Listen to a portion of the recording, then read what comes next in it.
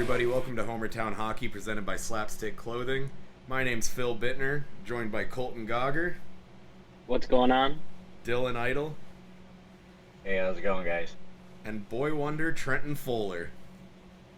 Do you guys think that construction workers have to pass a psych test to get on the job?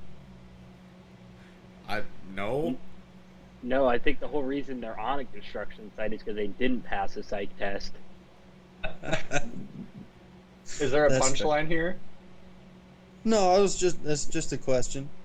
No, just, Conversation starter. just Trent thoughts. I mean, I'm going for kind of a construction job, and I've had to take 2 drug tests, but no psych test. Yeah, but is your job gonna make you like flying hundreds of feet over water? No. Yeah. Have you been watching the bridge construction, Trent? Is this what made this cross your mind? Yeah. Just driving over the bridge one day, just be like, man, I make mean, it easy. those guys Jump get right. paid a lot of money. I feel like there's a pretty good vetting process. You don't promote the fucking average Joe to become the high-flying guy. Some of those guys are in the union that I'm getting into, and yeah, it's a fucking bitch to get into this union. It took me 2 fucking years, so yeah. I'm just saying, as part of that process, a psych test. I don't know. Just what everybody Probably. signed on for. Fucking bridge talk. Do you live near a river? Yeah, I do actually. I walked to Don't one pay today. attention. Well, let's bridge that on over to our first subject. I fucking hate you. Wow. Yeah, let's get into the eliminated teams. We'll continue our kind of little grading process that we've been doing for the eliminated teams. We will start with the Colorado Avalanche. Get a 2-0 lead in the series and then get reverse swept 4-0. End up losing the series 4-2. Trent, I'll start with you for the Avalanche. Give me their season and then kind of give me their playoffs, how they look. Their season, I mean, obviously that would be an A. They won the President's Trophy. They kind of ran away with it. I mean, besides Vegas kind of keeping in there. But, yeah, I think they killed it during the regular season. And then postseason, I'm going to say D. Because they looked really good at parts, and then at other times they just got exposed. Agreed. Trent. Phil, where do you lie right now with the Avalanche's season? Okay, I missed a part because I was looking something up, so I didn't know which team we were talking about, so I panicked when you first said me. The Avalanche, it's really hard to say. I mean, we've talked before about how much they underperformed compared to what we all expected of them. I don't know. But at the same time, they got through a lot of injuries and still remained a pretty good team. I don't know what Colt just did that made that noise, but I had to shut my window because the cop cars are going off. it almost sounded like you flushed a toilet in your living room. So, It's hard because and even like for a second round loss, Vegas is no team that there's any shame in losing to. You know, like who wins that series was about 50-50, maybe 55-45 in their favor going in. They didn't run away with it the way I thought, but they got through a lot of injuries and still maintained being a really good team. There is the fact that, you know, my biggest complaint is always teams finishing ahead of a team with more wins than them. But overall, I don't know, B+, A- range. They were a really good team. Dylan, where do you lie on this? I'm gonna sit right in the middle at a C because we all expected so much out of them, but at the same time, it wasn't really a surprise to see them lose to Vegas. Vegas and Colorado, I'd say, are fairly even powerhouses, and it was just going to be a clash. I really think that it should have gone to 7 games at the very least. I mean, we should have seen more. The star power in Colorado absolutely demolishes anything Vegas has seen. Like, Mark Stone doesn't compare to Rantanen, McKinnon, Kel McCarr, and all of these other absolute major pieces that they have. But that said, their window is so huge that this year doesn't mean a damn thing to them. So, like, they're just because they lost this year, they're going to go on next year and do the same thing. They're probably going to win another President's Trophy, and they're going to come back in the playoffs. And I don't know if Vegas will do the same thing. Mark Stone's getting older. The rest of their team isn't as absolutely top heavy as Colorado is, and so I don't know. Colorado, yes, we should have seen them go further, but the pieces are there. They're going to do great. I don't think this year means a thing. So, Yeah, I mean, a big problem is see. when the pieces are there, but they're suspended. That's true. That's exactly where I was going. Here's my thing with the Avalanche this year. I feel like we're kind of in this cycle of every 5-6 years with the Avalanche. Everybody being like, "Oh shit! Like they're gonna win a fucking cup this year. Like that's how good they are." And then shit like this happens where they get reverse swept in the playoffs. Listen, we all know just how good they were. They proved it night in, night out. And I'll just say it. Up the middle, that team could have used Nazem Kadri for that series against fucking Vegas. Just flat out. There's. Is that... Go ahead. Go ahead. There's a pretty big drop off, especially as far as the second line center between Nazem Kadri and JT Compher. In no disrespect to JT Compher, No, he's a great third line center. Yeah, exactly. But he's not a second line center. Yeah. And it's going to look even worse when McKinnon comes to Pittsburgh. Oh, God. Colorado. My other problem with the way the Avalanche did go out is we all kind of saw that as that series was developing. They weren't just getting beat. They were getting, like, dominated. Like, every projected stat, and the only reason they were hanging into games was because of Grubauer or because of, that first line of McKinnon, Rantanen, and, Landeskog. And so that's my biggest concern with Vegas coming out of these playoffs. Just the way they went out is concerning if I am a Colorado fan. So I'm not going to go all the way down to a C, but definitely a B- for the President's Trophy winners. What do we think about the talk that they might lose? They're talking about lowballing Landeskog because of, other contracts coming up. I think there's a lot of teams in that position this year to have to potentially lowball stars, and a lot of it is because of that cap ceiling this year. I don't know how much I read into it just yet. I mean, we're already starting to see crazy fucking rumors swirl around a lot of things.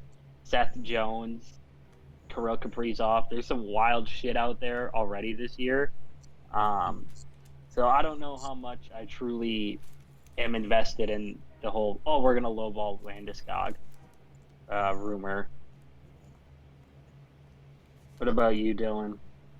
I think they might even let him test free agency just for the fact of contract valuation. Like, see what another team is willing to pay him, and then offer your Colorado hometown deal as a reversal. Maybe he'll. I don't know. Like, there's another player on the market right now that's debating doing that, and I can't think of his name off the top of my head. But Dougie just Hamilton. testing. Yes, Dougie Hamilton. Yep, he's on our list. Awesome. Yeah, we'll talk about Dougie. Testing free agency just to get contract valuation. I mean, I'm pretty sure Colorado knows what Landeskog is worth. They know what he needs to be paid, and if they're not willing to meet that number, maybe he does walk. I mean, there are a lot of teams that would absolutely love to have Landeskog at probably more money than Colorado could ever pay them, specifically LA Kings. We need that number 2 center. So, I've actually seen talks about him going to LA. So, I don't see it happening. I'm assuming he stays in Colorado just because he's the captain. He's, one of the heart and souls of their locker room. They wouldn't let him walk just to let him walk. I think it would. I don't think it's this season. I think. Well, they're not talking about letting. The rumor isn't him walking just to let him walk so much as it's what they don't have the cap space. Yeah, with all the contracts they They'll have make coming it up. work. I mean, with the wealth of forwards you have there, Sam Girard isn't going to be cheap either, and I feel like that's the one that people don't talk about a lot. Only because he's, I think people acknowledge that he's good. They don't give him like the Crosby's winger treatment, but he gets overshadowed a lot by Cale Makar, which is gonna be a lot like the Kaprizov situation we'll be talking about later. Kind of, he's gonna get what the fuck he wants. So Exactly. will the NHL let the Avalanche pull a Tampa Bay? I think Tampa Bay just found a loophole instead of fuck you, we're doing this. Yeah, why can't Colorado do the same thing? Because I think that Because loophole someone is has getting to closed. actually be hurt. I don't think that loophole will get closed because it would be closed by GMs who are hoping that someday they can pull that move off. Fair. And also, Somebody's gonna I'm pretty get in a sure bar that's fight with sorry, what? that someone's gonna get in a bar fight with Rantanen There. out 6 months. Well, the thing about that is the NHL did launch an investigation and determine that it was legitimate, that he needed the time off for his surgery. Yes, the surgery was very delayed, but it's not really that uncommon. If this No. is a regular season and he doesn't get surgery till the last minute, like, for one, they don't know when the season's going to start. Or at one point, That's- really, for sure, even if there would be a season. Like, thinking back to, like, going into December, we really didn't know for sure what was going to happen. It's not crazy that they waited to see if maybe it could heal and didn't require surgery. That's a good point. That coming out of October, November, we were like, "Phew, is there even going to be an NHL season this year?" So that is a fair point. It worked out really well for them. The chances that a player of Kucherov's caliber will ever be able to pull this off again on a team that can still make the playoffs without him, that's the stars aligned for Tampa this year, and I don't see it being something that happens routinely. And as far as just circumventing the cap with IR, I mean, it's nothing new. It's just the first time it's, it happened with Patrick Kane not long ago. We've seen it before. This is just one of the most egregious ones where a top 5 player is out the entire season and back for game 1 of the playoffs. I think this is the first time we've seen it really pushed to the extremes of what that looks like. Well, and part of why there's no way to really change this without, because there's a lot of situations where a guy who isn't really necessarily completely cleared to play could come back for game 1 of the playoffs. That's nothing new. Like, it's one of those things, like, the doctor, like, I mean, I guess you could play, but you really shouldn't. Then it gets to the playoffs. It's like, okay, I shouldn't, but I can. Like, yeah, but you shouldn't. Okay, but I can. And like, what are you gonna do? Like, doctors have to have 100% accuracy now. So I don't think it's as big of a deal as it's been made out to be. It's kind of a matter of opinion, but excuse me. I mean, I understand the frustration if you're one of the teams that got knocked out by them, but I don't know. The only person who's really said anything about it is Dougie Hamilton. Right. Who's going to come up a lot tonight. Yeah. Oh, Dougie. We'll move on to the other series that wrapped up, and that is the Islanders-Bruins. Islanders move on 4-2. Trent, I'll just give you this one too. Where do you stand right now? Well, right now I'm in Silvis, Illinois, but on the Bruins,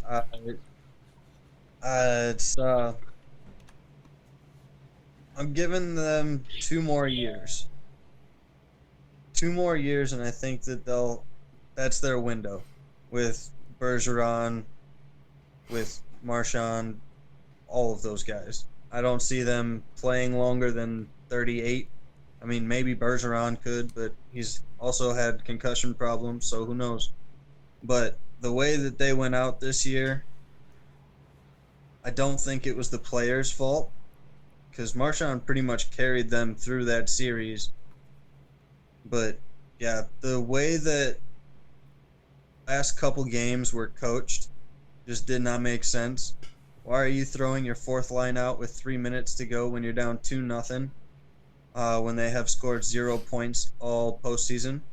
As I say, and that's not a 4th line that scores. No, I mean, in the past it has, but this year it has not. Corrali has not been the same. I don't even know why Wagner was in the lineup. He hasn't looked the same. Lazar was great, but then he messed up his knee. So I don't know. Where do you sit on a letter grade? Unless I Letter missed you. grade. For the entire year and postseason combined, I'm going to say a. I'm gonna say a C because if I remember correctly, I believe I had the Bruins coming in at third and going out in the second round. Yeah, I was In my gonna say I'd prediction. put them a little higher though, because I felt like you were kind of shitting on the Bruins coming into the season. Like No, I just me and thought, Colt had way higher expectations of them than you did. yeah, I thought that them losing Krug and Chara at the same off season would diminish their defensive core completely. And as it showed in the playoffs, once one of your top six goes out, it creates massive holes that is almost impossible to fill. For sure. Dylan, where do you sit on the Bruins post year wrap up? The Bruins are just they're one of the top heavy offensive teams that you see that they're known for going out and scoring more goals than the other team, not really playing defense and worrying about that rather than the Islanders who are meant for their team is specifically designed to shut down star players. And if you're relying on players like Marchand, like Pasternak, they're going to know that they're going to focus on that. They're going to take these players away and they're going to make you rely on your depth. And the Bruins just, as we've seen, just didn't have that depth. Their fourth line wasn't there. I mean, Third secondary line. scoring is secondary scoring was hard to come by, and you can't rely on your top players against the Islanders. They're going to get shut down, and no one is safe against that. I don't think no team will be able to beat the Islanders right now. I don't think. I'm officially on the Islanders bandwagon. I don't think that the way that the teams that are left are all built, they're built around top heavy scoring potential. Well, okay, maybe Montreal. Montreal versus the Islanders would probably be the most even series we could see. But besides that, I think the Islanders are going to run away with everything because they're just so good against your top players that Boston really never stood a chance, even though I had them picked in my bracket and they completely ruined that for me.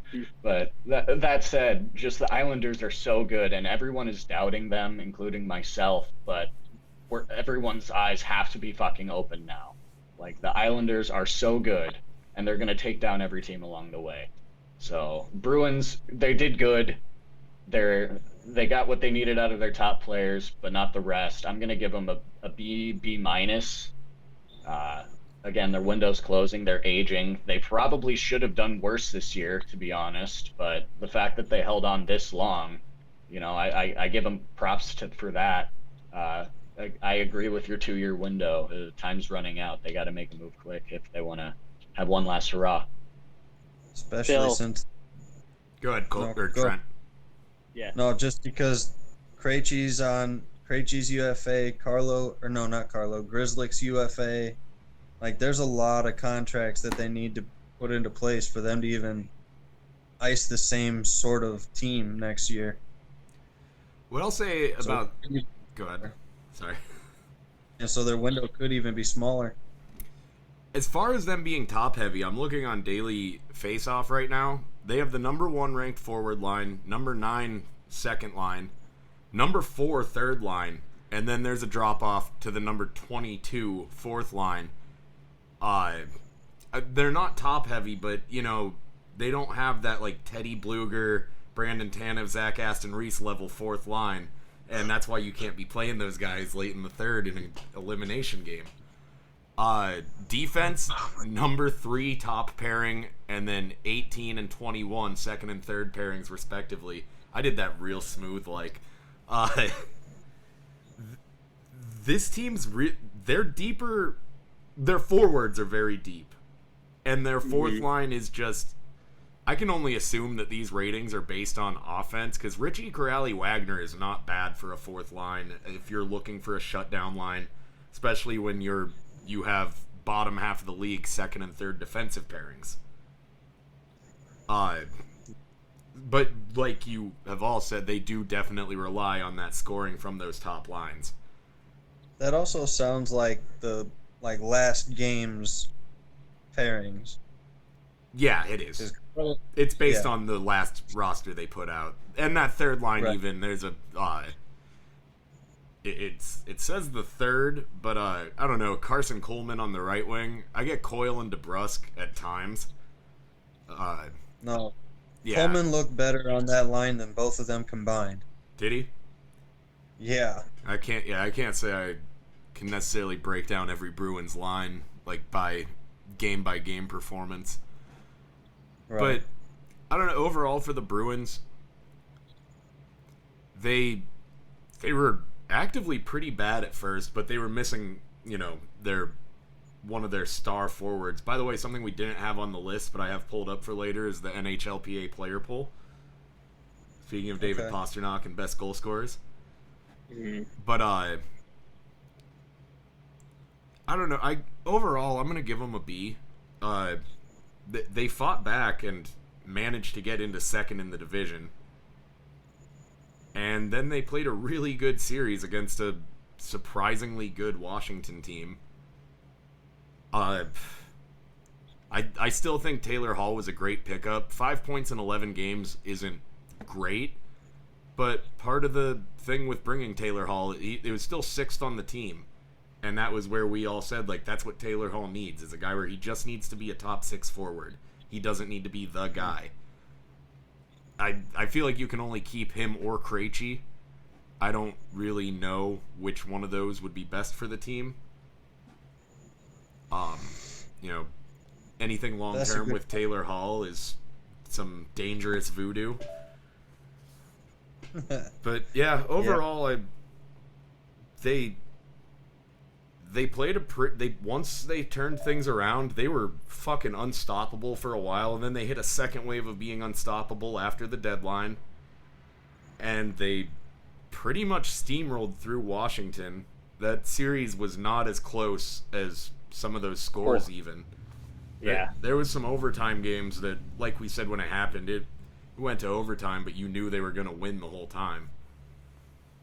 Yeah, I got to give them a B. They just ran into a team that is really good at playing teams like them specifically. Not a team that's better than them, but a team that's built for them. For sure. JG murdered Bergeron in the dot too. I think Bergeron won like 10% of the face-offs, Which is yeah. not like him at all. Yeah. For me, I kind of the Bruins fall kind of under the Avalanche for me. They looked coming into the playoffs, and that first round, you couldn't touch them. And like Phil said, they just steamrolled through Washington. That first game, or one of the first two games against the Islanders, I'm like, there's nobody fucking touching this team the rest of the season. And then the Islanders did what the Islanders do and shut them down. And I don't know. That's for me. I kind of fall under the impression of like, the Bruins had a good season, and then they beat a team that was built for them, and it's really hard to overcome teams that aren't better than you but are built for you. And you guys have all kind of taken my takes. I'm gonna go with the B. The window's starting to close a little bit for the Bruins. Before we close it out, just for the sake of it being, one of our teams, Trent, what do you think the Bruins need to do this offseason to either open that window for the 2 years left a little bit wider or to extend it for a little bit longer? Fire Don Sweeney. Jesus Christ. The way that the players that he has given, like, he was gifted basically the entire core.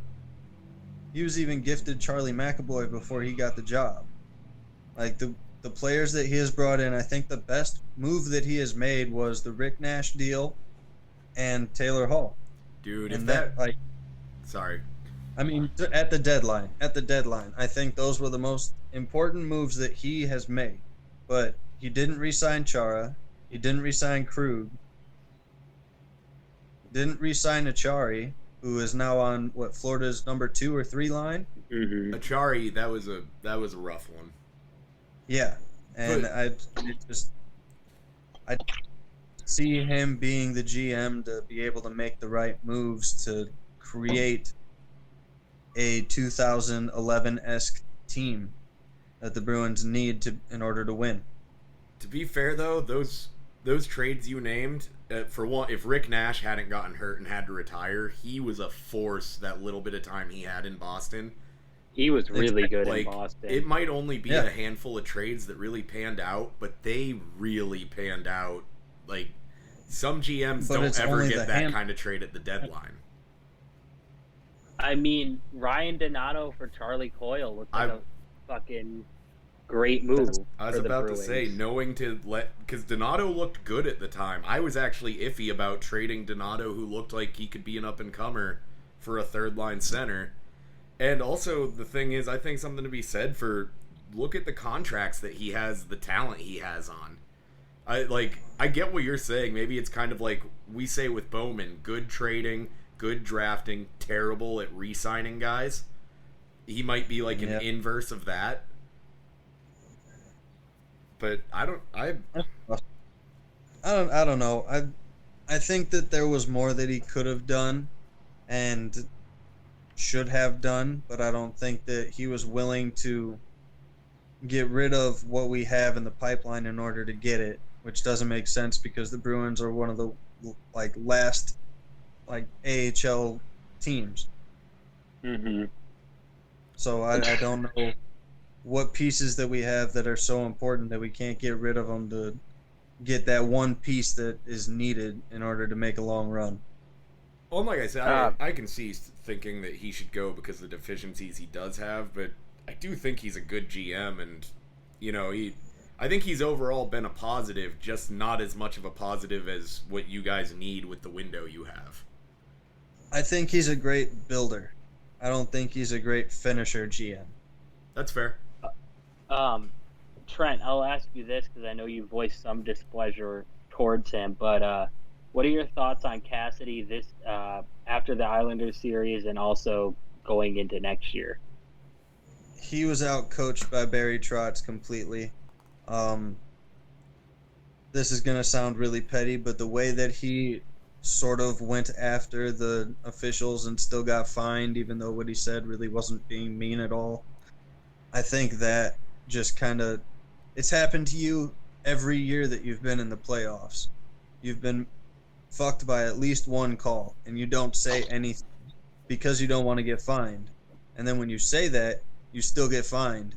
So why not say something? It's proven to work for other teams, so why not do it?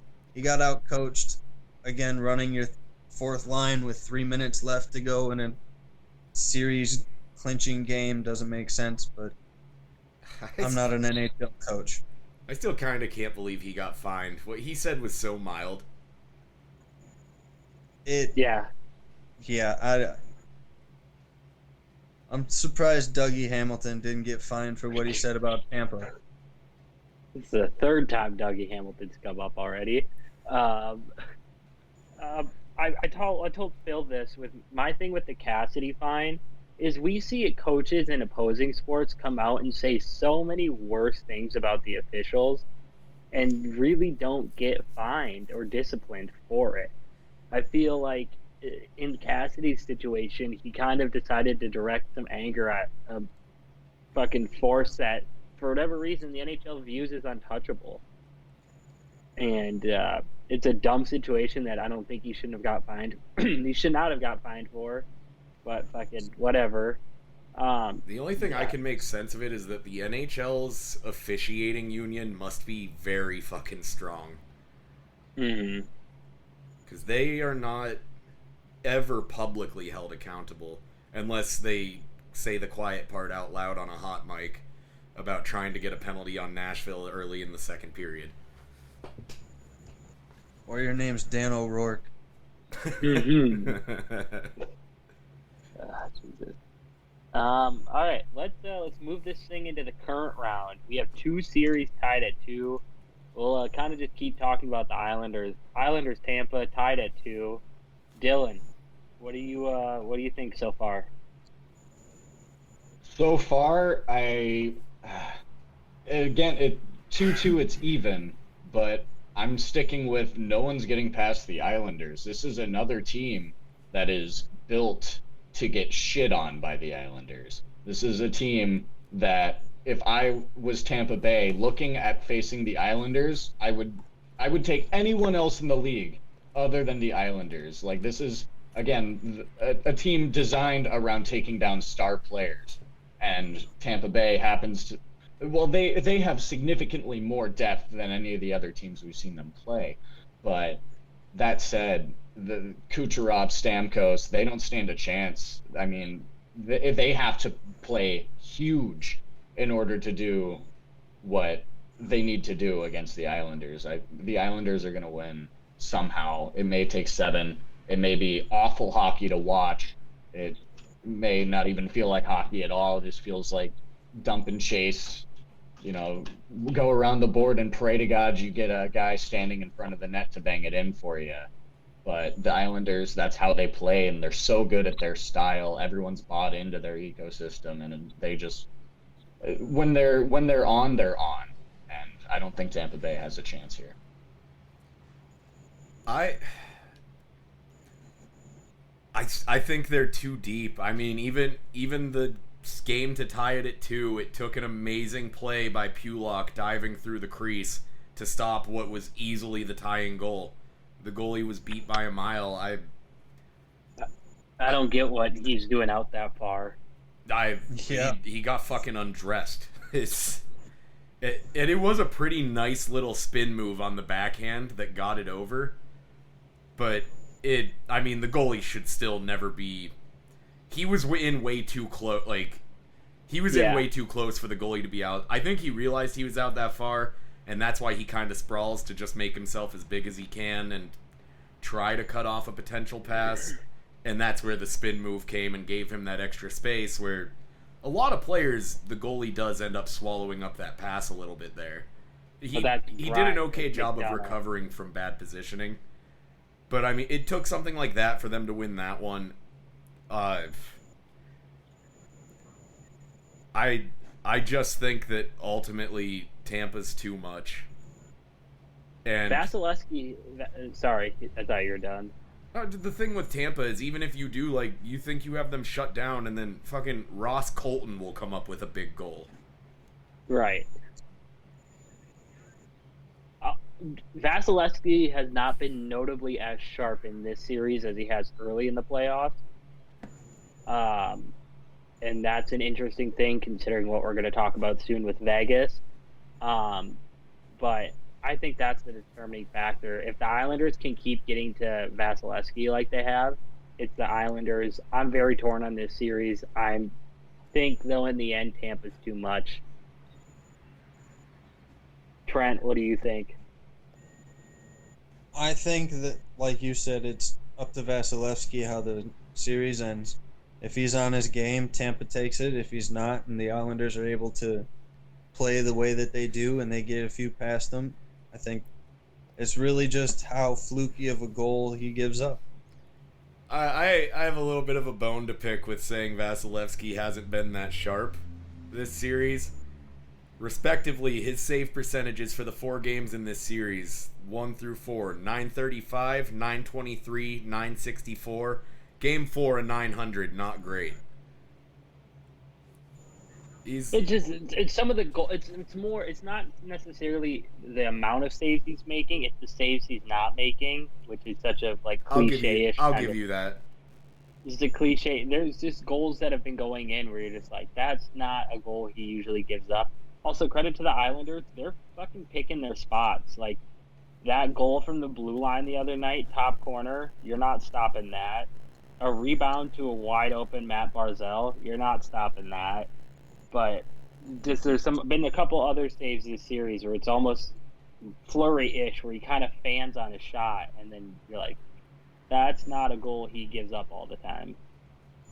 I'll give you that. I just ultimately, I mean, Oh, for sure, Other than for sure. Game 4, his lowest save percentage of the series is a 900.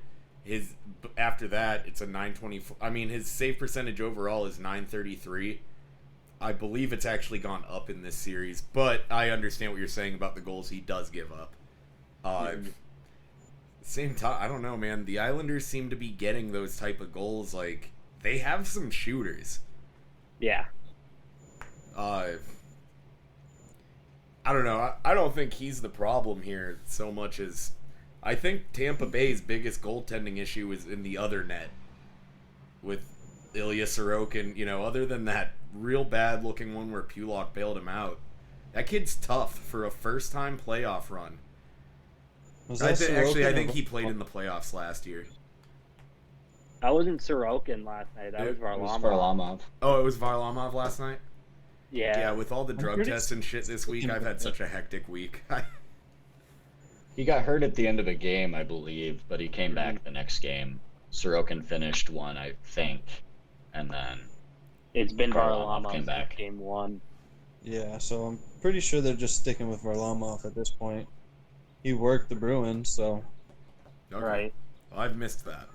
I'll be able to actually start watching hockey again more this week. Mm-hmm. Let's move it on to the next playoff series, and that is Vegas and the darling Cinderella story Montreal Canadiens tied at 2. Don't say... They're Canada's team right now, bro.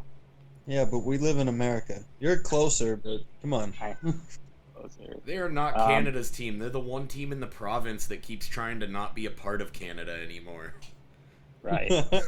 Anyways, series tied at 2. Dylan, I'll let you take this one again.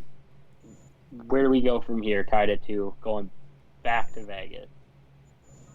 God, I absolutely hate this series because we all said it was going to be goalie versus goalie, Carey Price versus Fleury, and we somehow compared the two. And looking back, holy shit, Fleury doesn't even look like he's in the same realm as Carey Price right now. Fleury has looked terrible. Like, maybe his save percentage, again, maybe he's in the same realm as Vasilevsky here, but again, the goals that he has let in are garbage. Absolutely terrible. Like the one where he slides across and just whips on it 5-hole, that's just a goalie move. Like, you got to be better there.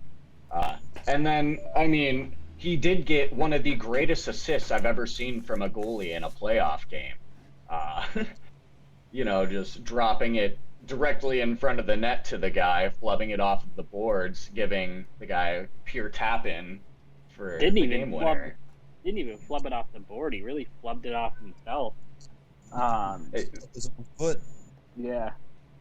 Just, Fleury has not been, or maybe it's exactly what we expect from Fleury at this point, but I think he was riding this incredible wave coming into this, and they weren't willing to switch it off to Leonard just to throw the mojo off, but Fleury has not lived up to the hype that he set for himself in this series, and they're throwing it over to Leonard for this game tonight, I believe. But man, Fleury is it tonight or is it tomorrow? It was last night. Tonight is Vegas. Yeah, Vegas. Well, I have been at work basically all of the last 4 days, so I'm kind of messed up here. But either way, they threw it over to Leonard, and the storyline was Fleury versus Price, and if that's what we're going off of, the series is already over and Montreal's moving on. So when Fleury's involved, you already know I've been looking at stats for a few days now. When they made the move for Game 4 to go with Lehner, everyone acted like it was just because of that one goal where he misplayed the puck and allowed Montreal to score and force overtime. Obviously, they lose. Montreal takes a 2-1 series lead. People seem to forget that the game before that started with him giving up 3 goals on 12 shots in the first period. They, at the end of about halfway through the second period, the shots were 5-25. The score was 1-1. He gave up 1 goal on the first 5 shots, and then They outshot them by they held a sustained lead of about 20 shots on goal over Montreal most of that fucking game. He didn't have a good. He had his save percentages games 1 through 3. Game 1 dominant, a 966, 1 goal on 29 shots against. Game 2, 3 goals on 23 shots, an 870. Game 3, 3 goals on 27 shots, an 889. He has not been good other than that one game. I color me shocked that Fleury's performance starts to deteriorate in a later round. I don't know whoever could have predicted something like that. And a big thing I keep saying is that he made this one fluky play that was 1 in a million. As a Pittsburgh fan, I have seen Fleury get out of the crease to play a puck and fuck up and give up a goal a fucking million times. That is not 1 in a million for him. That has always been one of his weaknesses. And in a game like that, stay in the fucking crease. I don't know. I don't understand this narrative that Fleury is this victim of Pete DeBoer, who it's just absurd to think that maybe... And it's not like he got benched for some fucking rookie that no one's ever heard of coming off the bench. It's Robin Lehner. It's also not the first time DeBoer has done this. Yeah. I think he made the right move, and Lehner played a great game last night. He did. Unless you can say with 100% certainty that Fleury also would have only given up 1 goal, then they lose that game. Mm-hmm. I don't know. I kind of wonder what the leash is for Robin Lehner here. Mm-hmm. And as far as saying that Fleury would have only given up that 1 goal, looking back, his playoff shutouts are pretty few and far between. There's occasionally like a back-to-back or a 2 and 3 games, but they're not common. Wild twice. Did it to the Wild twice that playoff series. I'm only seeing 1. Pretty sure he had 2. Oh no, that was Talbot who had the 2 shutouts. Yeah, he just had because Wait, yeah, you're right. Yeah, no, he had the 1 in game 2 or game 4. Yeah. Does anybody want to even make a prediction on this series? There's no way to. Montreal is outperforming like crazy, and Vegas is playing to their level. I think last night was the first time that Montreal truly outplayed them and didn't just get some fluky goals. I think from here you ride the hot hand with Lehner, and I think I think prestige shows at this point, and that I think Montreal, they had to win game 4 to get that 3-1 lead. Now that it's 2-2, and now Vegas is able to turn to their other goalie, who is a great goalie in his own right, gets Vezina votes every year. I think now Vegas takes this. Plus a 2 out of 3 with 2 games in Vegas, that's going to be tough. Mm-hmm. Yeah, agreed. Well, I think we'll just have to see how this one plays out, pretty much. But let's get into some news and notes, shall we? I was thinking we should do the player poll before the news and notes, just so we don't go straight from player poll to awards because of how similar they are. I mean, I don't have it. I didn't even know it was out. I could lead us through this. Can we at least go through the 2 coaching hires real quick? Yeah, let's just do all the news and then we'll it. We'll do player poll, then awards. Fuck it. Yeah. We'll go through the coaching hires. Columbus gives assistant coach Brad Larson the head coach nod. 3-year deal to become the 8th coach in franchise history. Larson is 43, and he has been the assistant coach for the Blue Jackets for the past 7 years under Todd Richards and John Tortorella. I did almost say John Travolta. It's like Lou Ferrigno. I don't know shit about Brad Larson. All I'll say is that there's been a precedent of John Tortorella's assistant coaches having individual success once they become a head coach. Obviously, Mike Sullivan. Mm-hmm. That's my only take on it. So, Who knows? He could be good. He's good. He has a lot on his plate with the whole Seth Jones thing and a couple other contracts expiring. So we'll see how that gets worked out. Trent, what do you think? That they didn't go outside of the organization to hire. With all the problems that's been happening in Columbus, do you really think the fix is inside the system already? Fair. That's my thought on it. I think it depends on, usually, especially if you have a coach like usually a player's coach has tougher assistant coaches and vice versa. So yeah, maybe he's the coach that the guys talk to when they don't want to deal with Tortorella, and that could help. But otherwise, I see what you're saying about, like, you got to get a new face in there if so many people are so pissed at the last coach. Get a new face instead of someone they're still associating with Tortorella. Mm-hmm. Dylan, what are your thoughts on it? I mean, as long as he doesn't continue what Tortorella has tried to do in, dictating the locker room and just not performing, I mean, there really hasn't been a history in here.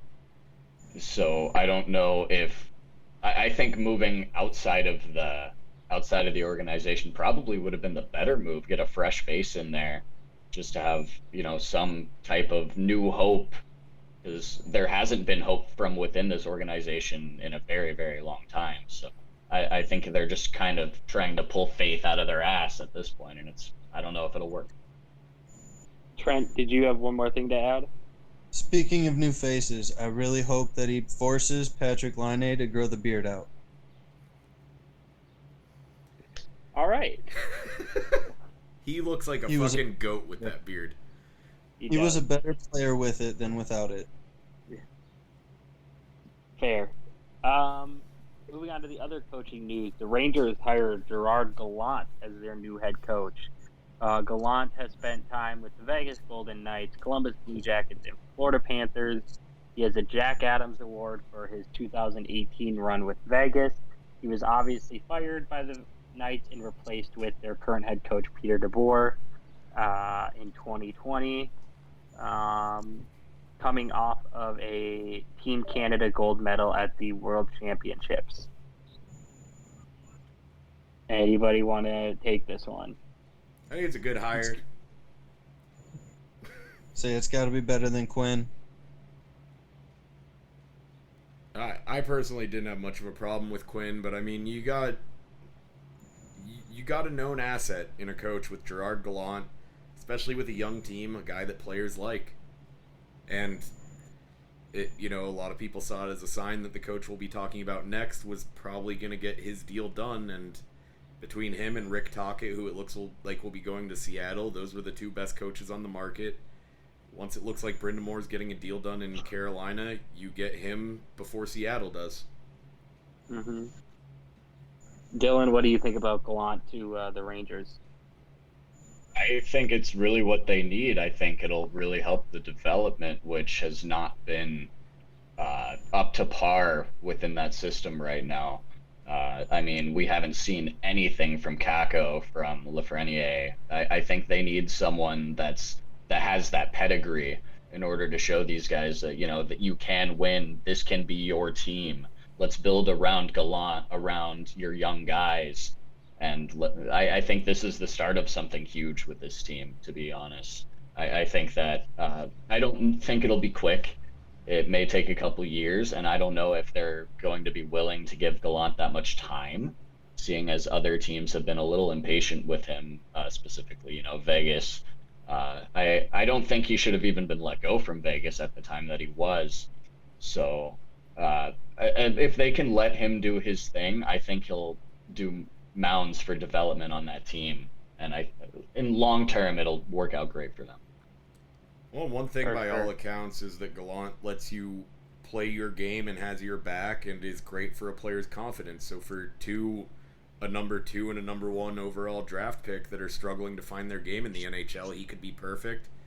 And goddamn, dude, if you're Artemi Panarin going from Tortorella to Quinn, who seemed to not be super popular, a guy like Gallant, he's got to be happy.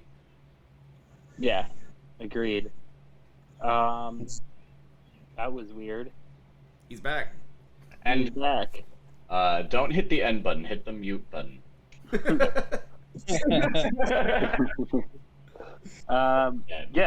Yeah. One other quick coaching note. Phil already kind of brought it up. Rick Tocchet and the Seattle Kraken are coming close to agreeing to a deal, according to sources around the NHL. The hire is expected to be announced pretty soon, obviously before the expansion draft, because you have about 30 days until that happens. So, still without a head coach at this point, which is a little weird, but Rick Tocchet sounds like he's going to be the first head coach of the Seattle Kraken. I think Tockett's a good coach. The only thing that worries me, him and Francis, obviously former teammates, won 2 Stanley Cups with the greatest franchise in the NHL. I just really hope this isn't one of those things where you're the GM and you just hired your fucking buddy. It's more or less how Brind'Amour came. Granted, it panned out really well with Brind'Amour. Mm-hmm. But I just hope it's not one of those nepotism, like incestuous moves we see in NHL management systems. That said, Agreed. I think Tockett's a good coach. I don't think that will be the case. I want this team to be at least okay right off the bat. Well, there weren't many options for coaches this time. I mean, you obviously had to wait for Brind'Amour, and now that Brind'Amour is off the map, it's pretty well. I think your choices were Tocchet or Tortorella, and Tocchet is not even in the same league as Tortorella at this point. So. I think there were more coaches out there than people think. You had guys like potentially Babcock leaving his job in Canada, potentially getting Bruce Boudreau out of the TV studio in the NHL network. You know, Tocchet, Tortorella, Quinn. If Alain Vigneault had been fired in Philly, there's another. I think there was a lot more coaching candidates than people kind of thought, and obviously, yes, they were waiting for the Brind'Amour deal to get done before they actually made a move. Turns out it got done. So, man, players already get bitter when their teams don't protect them. Imagine the bitterness of a player whose team didn't protect him from Babcock or Tortorella being their new coach. Right. Honestly, the thing about Tortorella, as much as I think he's a dog shit coach, I mean, his numbers show he builds teams that can win, but he builds, wild card teams. But, man, if there's someone that could get guys ready to run through a wall, running the narrative of, no one believed in you, and all that shit, wouldn't that actually kind of be a good fit for a guy like Tortorella?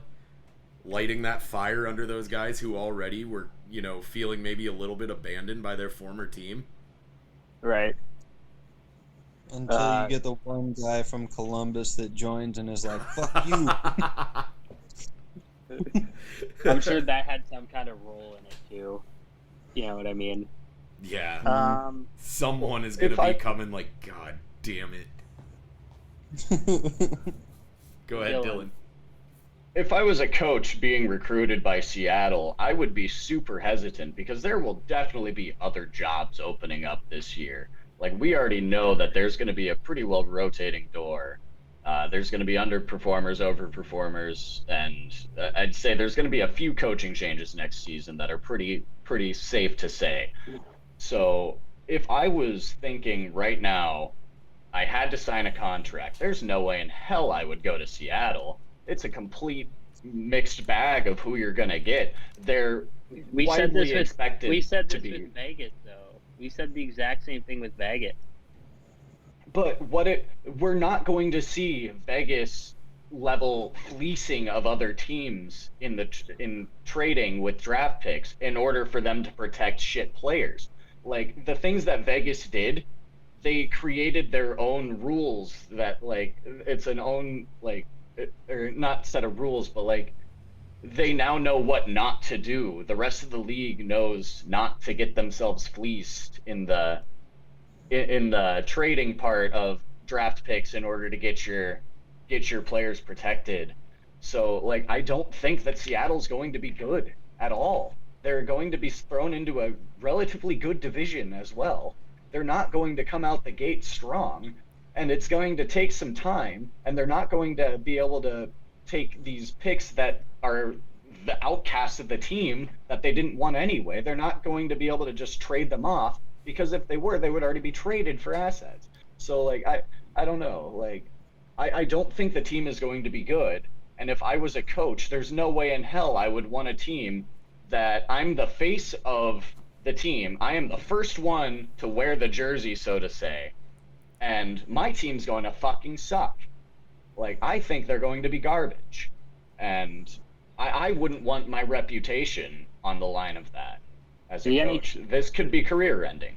The NHL already set it up so that they're not going to be bad, though. Like, just the rules that are already in place, the fact that Vegas doesn't have to give up a pick, the fact that there are already deals going on behind doors. You're going to have there is a team that's going to be sitting with an Alex Tuck, like the Wild are sitting looking at Alex Tuck right now. Like, we gave up, the 100%. There's going to be that situation. I don't think they're going to be at the level Vegas was at, but I don't think they're going to be they're not going to be like a fucking expansion level, like NBA expansion level, where they're just terrible. They're going to be set up. I don't think they're going to be set up as well as Vegas, though. Trent, do you have anything based on what Dylan said? Because I actually have a few things here that I'm looking at. I just think that it's hopeful thinking for them to suck, so maybe LA's not in the basement. Hey, one spot up. I said a relatively good division. I mean, Vegas is in that division. Colorado, I don't know how the reshaping will be. Obviously, it'll depend on that. But, I mean, I'm expecting Vancouver to come back and do real things. I'm expecting them to be a real team. They're going to take a spot away. Like, the West was fairly well contested, I think. It could have, at least the fourth spot was a pretty well open crapshoot for anyone to take. And I don't think Seattle, like, maybe they will be that team. We've seen Vegas do it. There's, I guess, like you said, the rules are set up so they have the second overall pick in the draft, which, I mean, this draft sucks, so that really doesn't do a whole lot for them in this case. But that said, a star defenseman that they're probably going to get out of this will definitely help, but it won't be this year. It may be 4 years down the line when he's looking to play top 2 minutes. Sure, but with the pieces that are available, yes, there's going to be a couple dark horses, but I don't think that they're going to be able to compete with what Vegas has done. I mean, their trading in the draft has landed them, Mark Stone was based off of trades that they made because of the expansion draft, if I'm correct. Mark Stone, Mesher Show, Tuck, all were draft trades. Yeah. Mark Stone was not a draft trade. They got Mark Stone after the fact. He was not part of that starting roster. From the draft, though. Oh, yeah, they trying to say.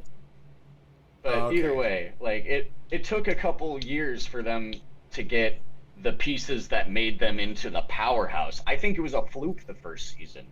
Like, nobody expected them to do that. Their roster wasn't that good. Like, they played in at the time, fairly weak West Division. And so we won't see that. I can't imagine a world where Seattle is good. If I'm wrong, then hit me next season with this and we'll record this line right here and we can laugh at it. But I don't think Seattle will be good. All right, Phil, what do you have to say? All right, so I actually have a few things. Feel free to jump in on any of these. First of all, this idea that Vegas was just handed a fucking star team last year, I actually have the line combinations from opening night up in front of me. I literally was doing the same thing. Forward, first line, Perron, Eakin, Neal. Second line, Marchessault, Holla, Smith. Third line, that's Riley Smith. Third line, Carlson, Lindbergh, Leipzig. Third line, Carrier, Belmar, Nosek. Defense, first pairing, Spiza and Schmidt.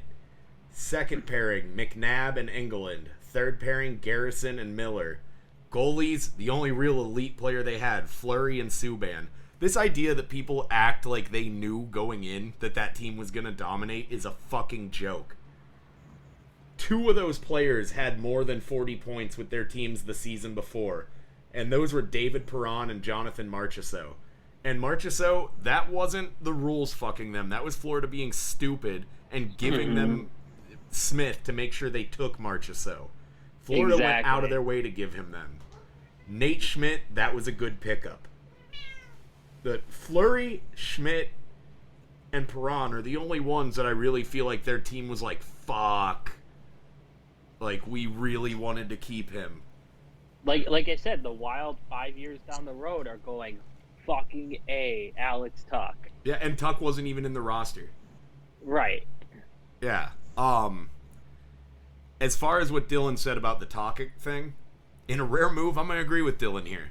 Specifically for Rick Tocchet, who took a chance on his first team in Arizona, and, I mean, they kind of mutually parted ways, which means they weren't going to keep him, and they kind of let him, like, we could just say we both agreed to this. Arizona did what they could to give him a good team. They got Phil Kessel. They got Taylor Hall. They have some young players. I don't think you can really hold it against him, but it's an organization that was trying, and he wasn't able to do it, and he had those players, and he had Phil Kessel and Taylor Hall in a system that he was trying to play defensive hockey. And then lastly, as far as what Dylan said about coaching positions that could be open next year, I think coming into this year, there's going to be 3 categories for positions that open up, and I agree there's going to be a lot of them. Those categories are coaches who are just kind of over the team, coaches who are on teams that they're like, we need a coach that's going to start winning now, like we have good players. And then there's coaches who got the benefit of the doubt for underperforming this year because of the weird fucking circumstances of this season. And just going through that, like just division by division, in the Central, the Panthers, we were already not sure Quenneville was going to want to stay there after this year. The Predators, they overperformed this year, and it buys one more year. Who knows? The Stars, I don't know. Yeah. I don't know. Is that Montgomery? Montgomery? I don't know if Montgomery's getting the benefit of the doubt if they're not good again next year. Blackhawks, Colleton's head's been on the chopping block since day one. Detroit is sticking with Blashill, it seems like, but I mean, if they start to show promise, he could be gone to get the guy. Blashill's the guy to get them to when they have the guy. And Columbus has a new coach.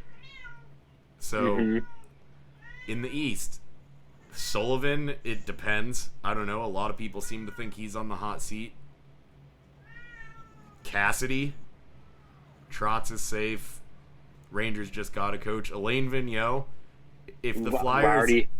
I already brought him up. Yeah, if the Flyers aren't good, the Devils and Sabres, their coaches are never safe. Yeah.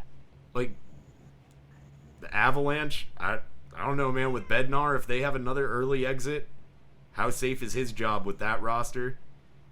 DeBoer's probably fine unless they have like a first-round exit. Evason's safe. The Blues, I don't know. Everson's safe as long as Kirill Kaprizov comes back. Yeah. Coyotes and Kings, both. I don't think anyone's... Coyotes, it'll be a first-year guy. The Kings, if they start to show promise and it seems like young talent's being underused. And Sharks and Ducks, I don't think are very safe jobs. And then in the North, Sheldon Keefe, in danger. Oilers, never safe. Paul Maurice, in Winnipeg. He's coach for life. He'll be there forever. The Canadians, I think he's safe. Flames, Senators, and Canucks, all team... The Flames, they'll probably ride him out because why change coaches right now? You're rebuilding. But Senators and Canucks, especially the Canucks, that's probably the most dangerous job to try to maintain out there right now. And the Senators are much like the Red Wings. If they start to show some promise, you might want to think, like, now it's time to bring in the coach we think is going to win. I'd say about 3/4 of the league, the coaches need to make sure they have a good season this year. For sure. Yeah. I don't think we'll see like 24 teams turn over their coach, but I think there's 24. Like there's probably like 20 teams that there is the potential for a coaching change. Do you want to just kind of get on to the Brindamore stuff? Yep. Extended. Okay. Yeah. Brindamore gets a 3-year deal, 3-year contract extension, I should say. Obviously deserved, and like we've kind of already hinted at, that kind of forced the rest of the league to get their coaches in order. Phil, before we go, does anybody have an issue with them extending Brindamore? Like, he's a legend, not even as a coach. No. Only 3 years. The only question I have with Carolina is their GM. Correct. My question is did all of the equipment staff also get inked to 3-year contracts? This is the stuff we need to know. We see Brindamore's contract, but there was a demand here. Was that met? What's David Ayer's contract looking like? Come on. Exactly. What is the Zamboni driver getting paid? My mother is a Zamboni driver. I need prospective information. Dylan will soon be recording live from Raleigh. Right. Yeah. Phil, do you want to talk about this Dougie Hamilton situation? Because I think you know a little bit more than I do when it comes to the Dougie stuff. Yeah, I don't know. They're letting him before free agency explore his options. Me and you talked about this the other day. This is either genius or it could really bite them on the ass. It's genius if they, like, say he thinks he's worth like $9 million, they think he's worth $7 million, and he goes out, it's like, okay, I am only worth $7 million, but with you guys I can get 8 years. If someone will give him 9, maybe you can get the sign and trade to get that team. Maybe they can knock it down to 8.5, and in turn you get a decent pick or something out of it with the sign and trade. I could see this going either way, but it's interesting. Yeah, obviously he already gets the 1 week or 5 days, the interview period before free agency opens, that we had the big John Tavares circus whatever it is, he gets a few days before that anyways, but they're giving him a while to explore his options. And I mean, if he does end up not finding anything better, it's good for building goodwill with him when you do enter negotiations. If he comes back like, all right, I'm not getting anything that makes it worth it to leave, I'll stay here where I can get the extra year. I think at that point you sit back like, all right, we're happy to hear that. Now let's talk, and we've been good to you this whole time. Yeah, agreed. Just re-signed the coach that is the first coach that ever gave you any good grace. Yeah. And I don't know. I don't know. I think it's a good move overall. I think there's more potential for it to go well than for it to backfire. But I mean, there is also room for it to backfire. Like, could you imagine watching your team lose Dougie Hamilton for not much? Yeah. Yeah, that was the joke. Oh, I get it. But yeah. I think it's an interesting. I think the best way to sum it up, it's an interesting situation. I think it's high risk, high reward. Yeah. Like, you're taking a big chance. The reward could be maybe you get Dougie Hamilton 8 years at 6.5 if he's not finding what he wants.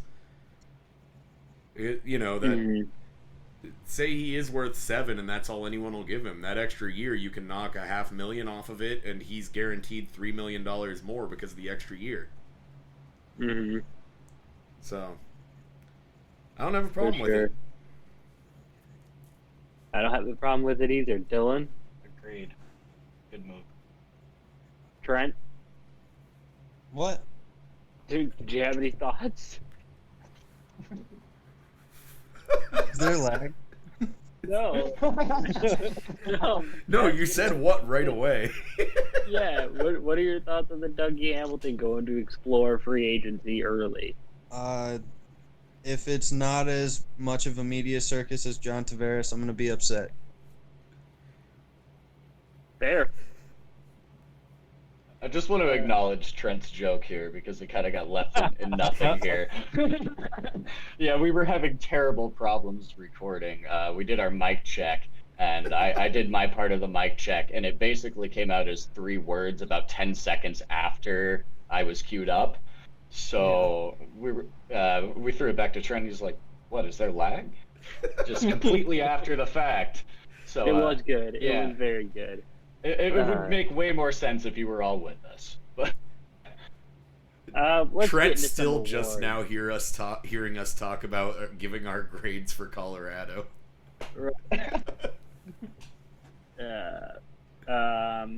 Let's get into some awards real quick. You want to do player we'll poll or already start awards with- first?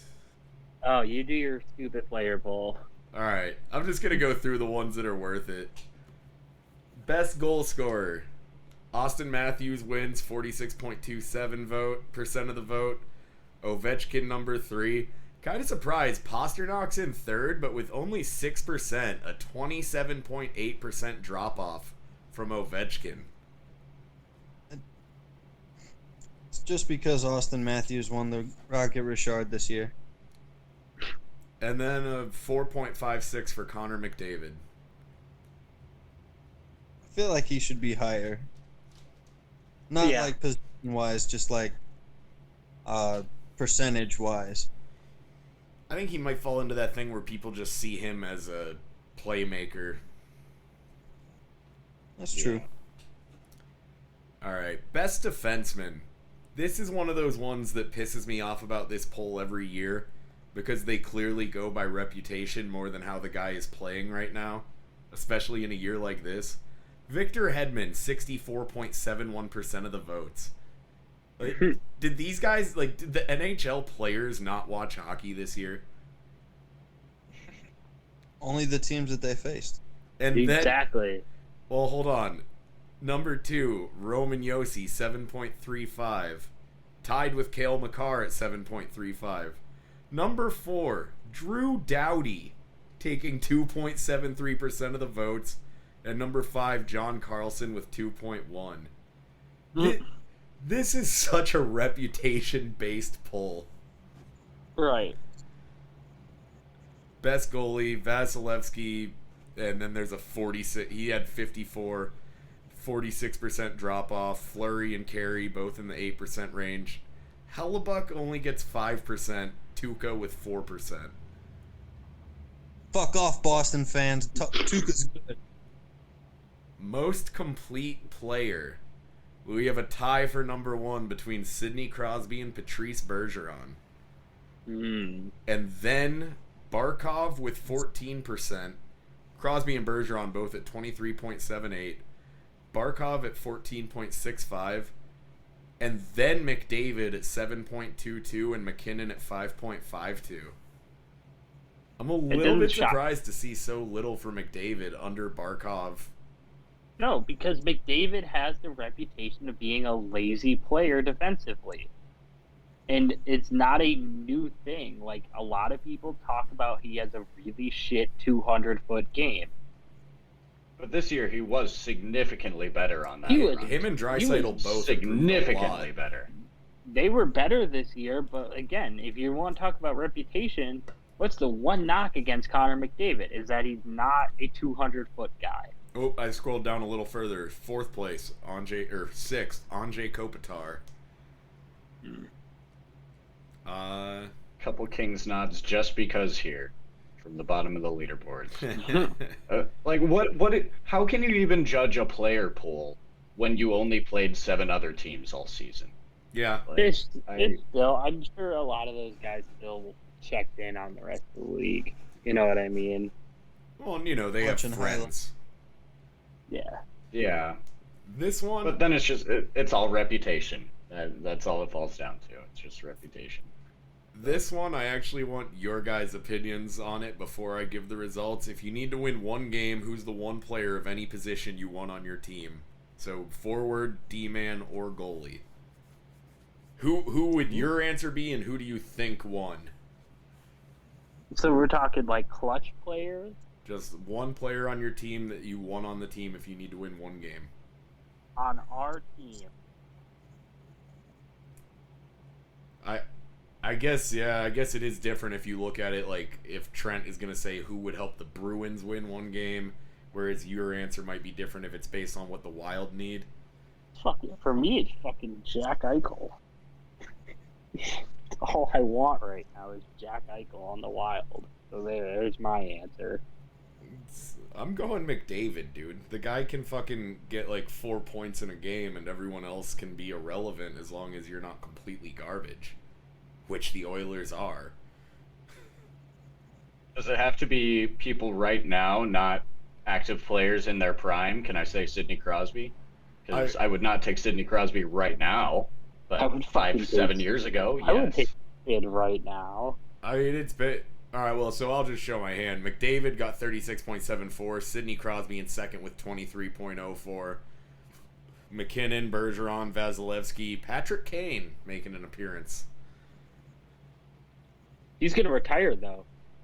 I didn't say it. Interestingly enough, looking like no votes for Teddy. Oh. That is a shocker. Do you have any more polls you want to go over? Yeah, we're mostly just gonna go over the skill-based ones. We don't need to get into personality. There were a couple after that. Best shot. Who's your pick for... I feel like the first three are actually the perfect top three shots. Hardest or best? Like, if it's hardest, it's Shea Weber. It just says best shot. Matthews. Awesome. Matthews. Austin Matthews, if it's best shot. Over. Dirtiest wrist shot in the game.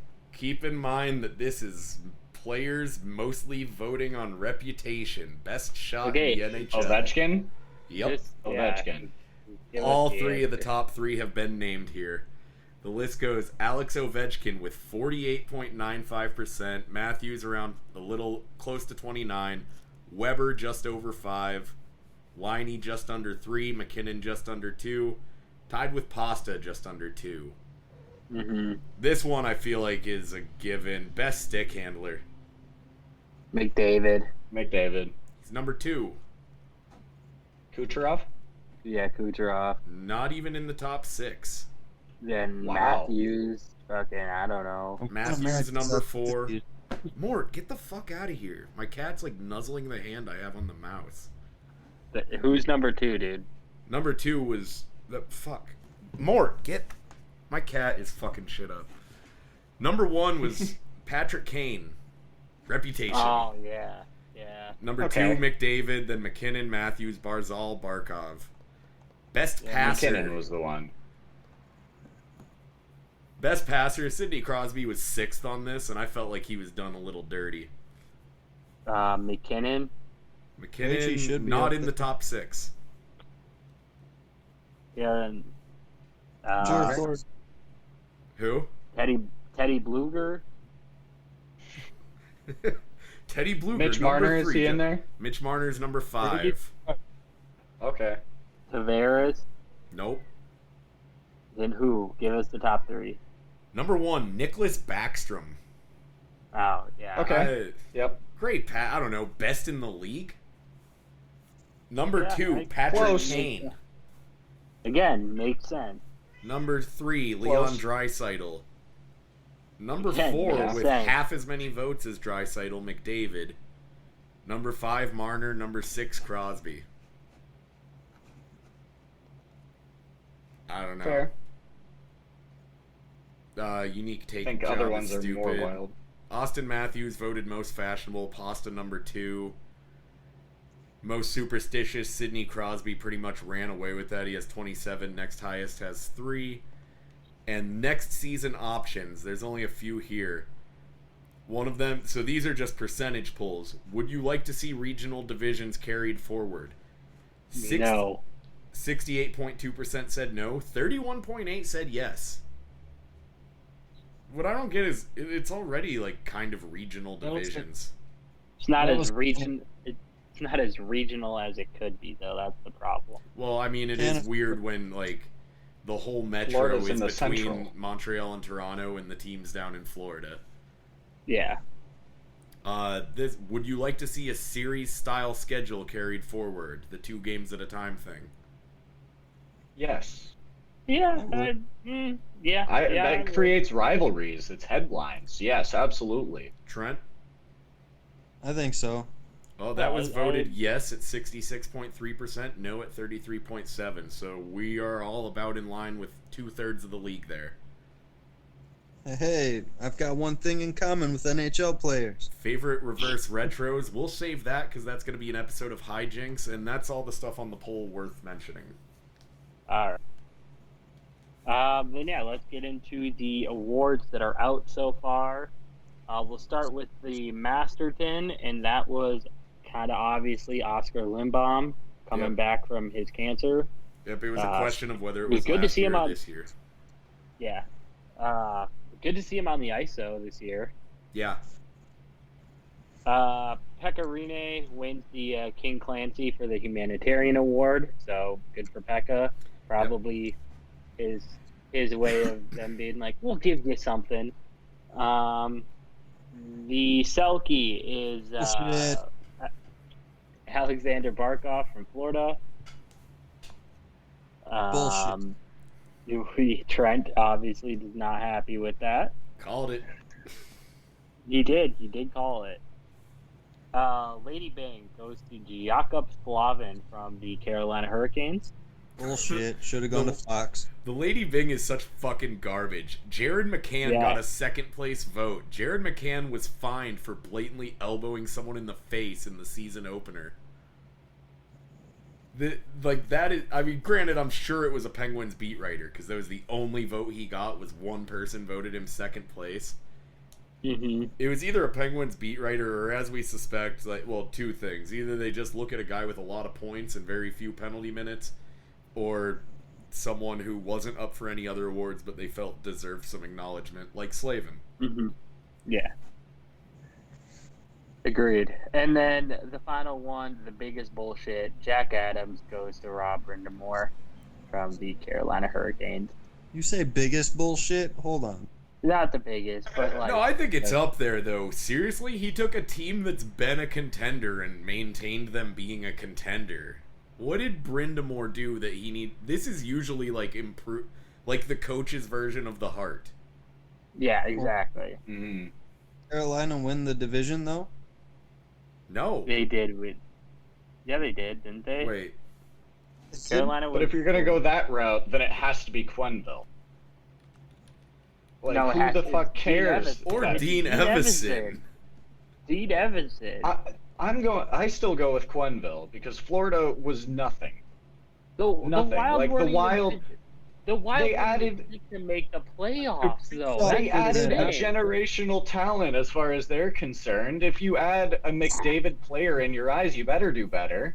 Like, Florida wasn't given a Kaprizov. They were picked to not even make the playoffs with Kaprizov. That's the difference. They didn't know what Kaprizov could do on this ice. They expected him to not adjust to this level. They expected it to be like... Okay, is that part of that's coaching, though? To get him into lines and get him into situations, get him ready, and to adjust him to the NHL, that's coaching. And I think his nod of coaching is the fact that he made Kaprizov, and Kaprizov made Kaprizov. Florida did what they did with a shit team that they've had. They didn't add any major pieces, and Quenneville took over and made them into... I dispute them not adding a big piece. They added Radko Gudas this offseason. They added Patrick Hornquist. Right. But, okay, yeah, maybe 7 years ago that's a huge pickup. But now, like, it's an aging vet. Like, I don't think any of these, like, we're going to make, like, nothing of these moves made us think that, yeah, Florida's the next big team. Like, they came out of nowhere, and they were the next big team.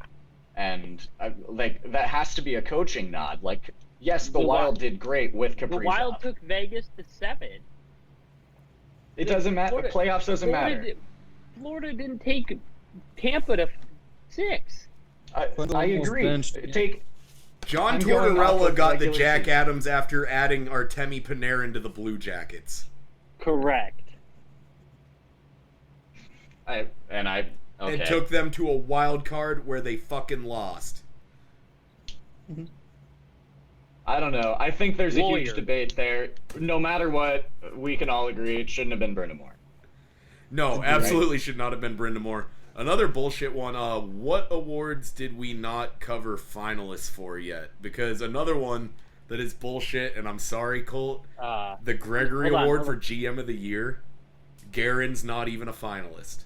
Garen's not even a finalist. An absolute fucking joke that Billy G's not even a finalist for the Gregory Award. They must have been foreshadowing the events that were coming up this offseason. Yeah, hold on. Hold on quickly. Can I go through the nominations that we haven't covered yet? Go ahead.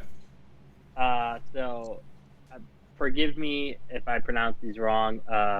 Bill Zito for the Gregory Award, Lou Lamarillo for the Gregory Award, and Mark Bergevin? Burger Van. Mark Bergevin. For the GM of the Year award. Other than flipping Domi for Anderson, what did Bergevin do that he needs to be a finalist this year? I don't know. Yeah. I don't know. Toffoli? Yeah, Toffoli. That's fair. That was a big one. Toffoli, Yeah, okay. Yeah. Let's go through the Hart Trophy. McKinnon, Matthews, McDavid. Fine. Yeah. Yep. Norris, Fox, Hedman, Makar. Bullshit. Why the fuck is Victor Hedman a fucking Norris finalist? Exactly. If Adam Fox doesn't win this. Yeah. Yeah. Agreed. Vezina, Fleury, Grubauer, Vasilevsky. I called Grubauer being a nominee. Get fucked. Yeah. I think Fleury might take it finally. I thought we talked this one. Oh, yeah, we did, didn't we? Yeah. Yes. I was thinking that. But I was drinking a mini keg last episode, so I wasn't 100% sure. And then Lindsay, I think we covered it, but just as a refresher, Crosby, Matthews, McDavid for the Ted Lindsay Trophy. Yeah, it's the exact same, but swap in Crosby in for McKinnon because players like Crosby. Yeah. And neither of them is going to win. McKinnon's not getting the Hart, Crosby's not getting the Lindsay, so why not? Right. We'll wrap up with two quick bits of news. We'll talk about the Kaprizov situation, just because there's a lot to unpack there. Earlier this week, Kevin Weeks tweets out that talks between the Wild and Star, soon-to-be Calder winner, Kirill Kaprizov, have quote-unquote gone cold, and he is threatening to go back to Russia. He's actually already in Russia. Turns out that Kaprizov was back in Moscow for a wedding that the Wild already knew about, that the sticking point in the contract negotiations are the camp for Kaprizov is weary that the Wild don't have a roster to be long-term competitive quite yet, and they want a 3-year deal that would walk him to free agency, whereas the Wild want to hand him a 7 or 8 year deal at like 8 or 9 mil. On top of all that, Kaprizov is a restricted free agent. So nobody else in the NHL could offer him. He would have to go back to Russia if he was going to leave. And the only team that could offer him a paycheck is CSKA. And with the KHL cap restrictions, they couldn't hand him a fraction of what the Wild can offer. So it's kind of a nothing story, kind of a little bit of a... There's layers to it. Also, it turns out that Kevin Weeks is represented by the same people who represents Kaprizov, so there's that whole situation. Kind of nothing, kind of something. It sounds a lot like a Kovalchuk 2.0 to me. Like, I feel like we're going to see a star player walk away and see the Russian factor return in full heat. No, he wanted out of Russia. That's the problem. Yeah, if he was fine with playing in Russia, he wouldn't have been here this season. Exactly. He was already making more in Russia than he made for the Wild this year. Correct. Fair. If he wanted to play in Russia, he never would have come here in the first place. It's the only bargaining chip he has as an RFA who I don't think even has arbitration rights. He does not have arbitration rights. So he's hanging on to the one chip that he has, and because it is a chip, and there is a non-monetary value to not having to play on the other side of the world. I'll give him that. But I mean, the threat isn't whether you lose him right now and you go to Russia. The threat is, can you only get something that walks him into unrestricted free agency and you lose him then? Exactly. The Wild are going to keep him for the next few years. Allegedly, at the end of the season, Kaprizov's camp told the Wild, get a number one center or a Jack Eichel, and this problem takes care of itself. Which is, I mean, I think it's fair. Because you look at how good he was we've talked about, he didn't have much of a top line there. No. He had two fucking anchors in Victor Rask and at times, Matt Zuccarello on his line. And if you put that with, say they managed to land Jack Eichel, the way he played with what he had with Jack Eichel, we could be talking top of the league, like McDavid Kucherov numbers for both players. And the Wild's pipe dream is a line of Fiala on the left side, Eichel up the middle, Cap on the right side. Well, I'll say this, though, for them, if they're trying to land a top center, it's got to be appealing to that center because you're going to be playing with that kid and you're going to be boosting your numbers. Say you're Jack Eichel, who came out with an 8-year deal right off the bat, well, right after his ELC, he's still going to be like 29 when that thing expires and still able to sign another big 8-year ticket at $10 million plus. So Jack Eichel could have a chance to be one of the highest paid players of all time if he goes there and kills it with Kaprizov for the remainder of his contract. He could be one of the few players that you see sign two $10 million 8-year deals. Mm-hmm. The other big problem for the Wild is you have to pay Fiala and you have to pay Ek this offseason in a year where the cap didn't do anything. Yeah. Luckily, they're both restricted free agents, so that helps. You're going to have some player movement. Obviously, again, an expansion draft helps. You're going to lose a shit contract of a guy like Marcus Johansson. Probably going to get Ian Cole off the cap. Probably going to lose Matt Dumba or Jordan Green. There's pieces that are going to be gone that free up cap space. Cole's talking like he wants to stay, though. And the Wild are talking like Cole wants to stay, too. The other piece to this whole thing is just the interesting spot the Wild are in, because they showed just how good they could be, and I will say that they have a lot of pieces to be a well-balanced, really good team, except that up the middle, they're fucking terrible. And unfortunately, I think this problem, again, takes care of itself if you hold on to a guy like an Eric Stahl. You're telling me the Wild couldn't have used Eric Stahl this season? Or Coyle? Or Coyle, or even, I don't know, Mikko Koivu? As good as Eric Stahl is, though. Bill Guerin wasn't up for GM of the Year. I mean, yeah, that's why. I mean, for real, maybe that's why you let a guy like Eric Stahl go. And obviously, the season he's having, going to Buffalo, playing, and you can't hold him being in Buffalo fucking awful against him. Do you think that 40-goal season he had in Minnesota out of nowhere was like, that's the Eric Stahl you can expect every year, though? Do you think he was going to be that good again? No, but look at how he played all 3 years he was here. He was at least a 20 to 25 goal scorer every single year he was here. Okay. And he brings veteran presence. I guarantee you, if Eric Stahl's in that locker room, the Parise debacle doesn't happen.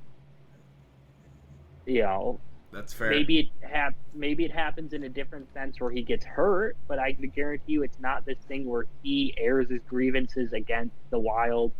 I don't want to say publicly because he didn't really say it publicly, but like shit like that comes out, or there was some aspects where they didn't have a true veteran leadership like a Mikko Koivu or a Eric Stahl in the locker room that maybe does play a factor.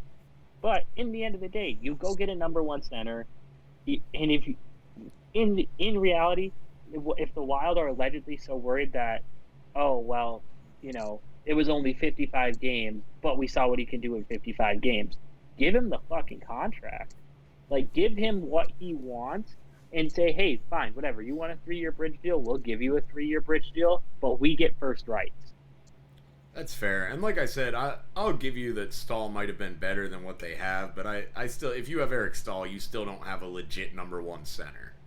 No, but at least Okay. in terms of, like, having a helpful piece, fuck, he's better than Marcus Johansson up the middle. Okay, yeah, we're on the same page on that. I thought you were saying that's your salute, like they'd have the number one center. Okay, I got you now. No, because then, think about it this way, Eric Stahl versus Marcus Johansson, you're coming out of this offseason, maybe you do lose in the first round to Vegas again, but at least with a fucking Eric Stahl, you're not, Kaprizov's camp can't hold it over the Wild's head that, like, you put him on a fucking line with Marcus Johansson all season.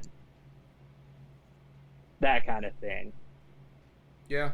Mm-hmm. So it sounds like the concerns are, again, the roster being at a spot to be truly competitive, and then it sounds like his agent wants Kaprizov to be walked into unrestricted free agency. Maybe not so much Kaprizov wanting to be walked into unrestricted free agency. Also, dude, damn, for his age, Eric Stahl does not miss many games. No, he's super healthy, relatively healthy. He missed 16 his last year in Minnesota. Before that, he hadn't missed more than 10 games. He'd only done it once. In 2010, he missed 12. Yeah. Wow. Yeah. That's really good for a 36-year-old player. Right. But yeah, we'll see. I think there's a lot of layers to this, and a lot of it, unfortunately, is just kind of agent speak, especially if the fact that the guy who broke the story is also represented by the same team that represents Kaprizov. Yeah. Didn't you say, though, I thought you said there was another player that did have a pretty cutthroat negotiation process with the same agent? Oh, yeah. No, it was, at the time, Panarin was represented by the same agency. It. Yeah. And Panarin's wasn't really that bad. That's right, because that's when we said, like, for what Panarin ended up signing a second bridge deal that the Blackhawks didn't think they could get, that in retrospect, the Blackhawks could have afforded that second deal and kept him for as long as Columbus had him. Mm-hmm.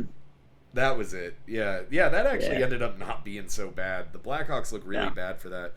Just like I also want to say real quick, I forgot to touch on this earlier. Giving up Elias Lindholm and Noah Hannafin is really tough if they don't keep Dougie Hamilton in Carolina. Correct. Especially because they gave up a decent... It was picks at the time, but if I'm not mistaken, what Boston got for him turned out pretty well for them with the Hamilton trade. Yes. I want to say one was Pasta. Yes. I don't think it was Pasta. It was pretty good picks.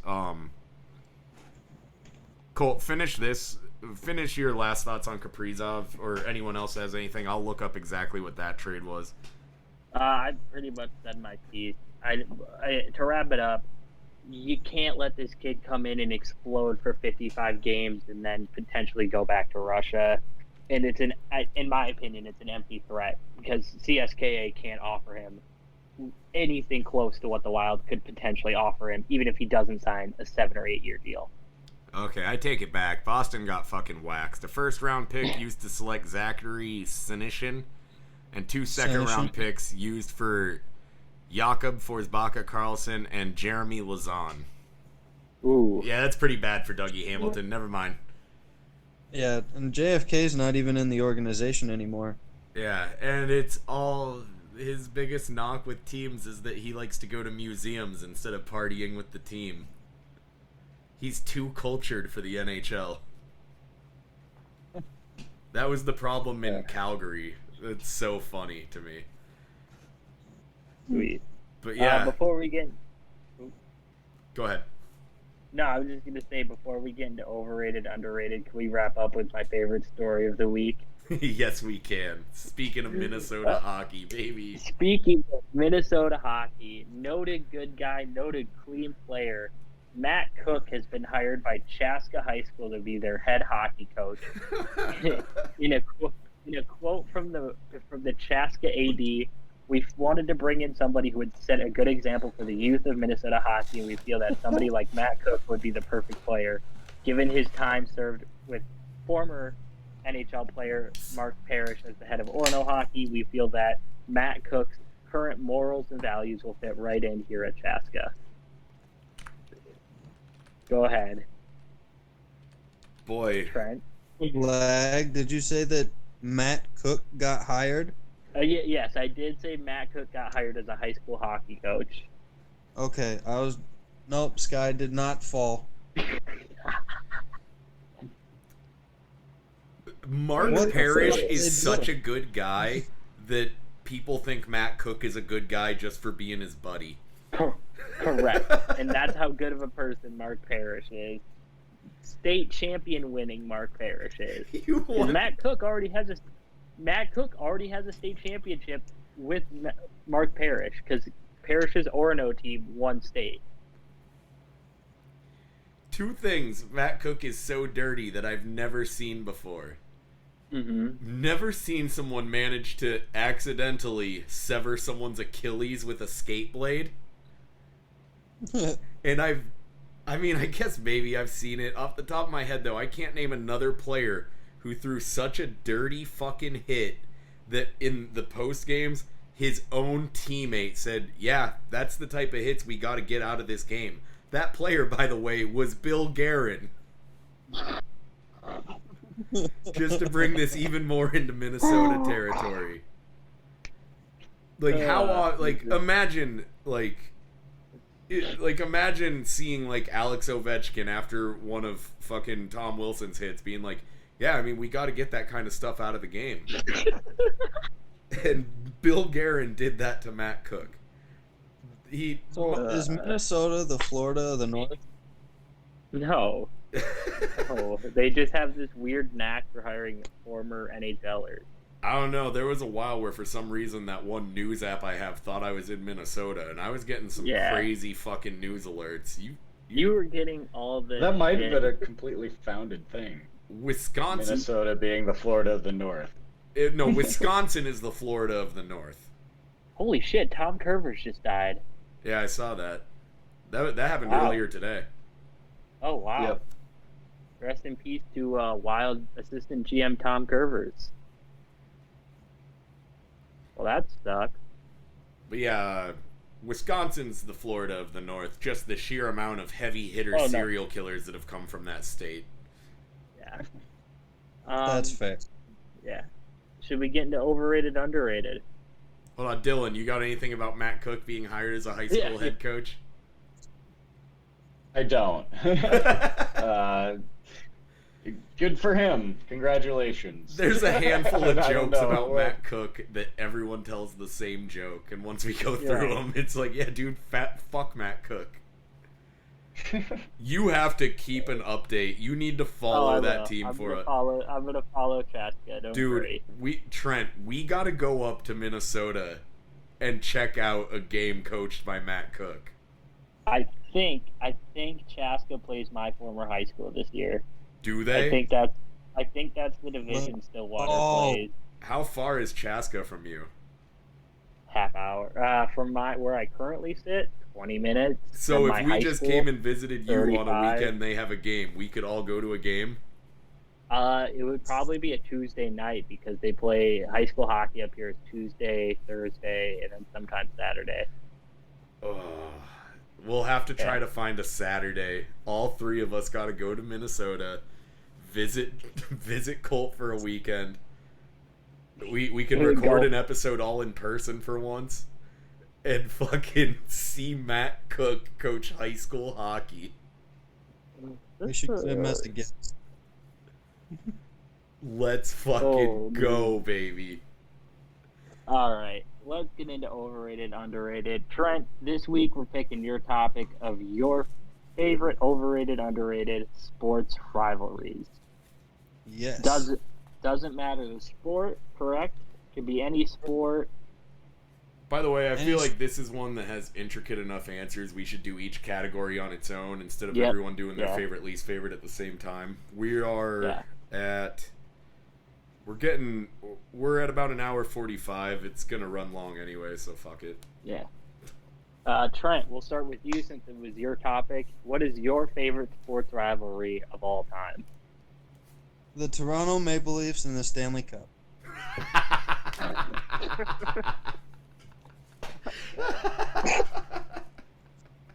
Somehow I didn't see that coming, but I also knew something dumb was about to be said. I was thinking it would be the Toronto Maple Leafs in round 1. Yeah. It's the same thing. They can't get past the first round, so they have... I mean, I guess there is no real rivalry since they haven't met in fucking 50-plus years.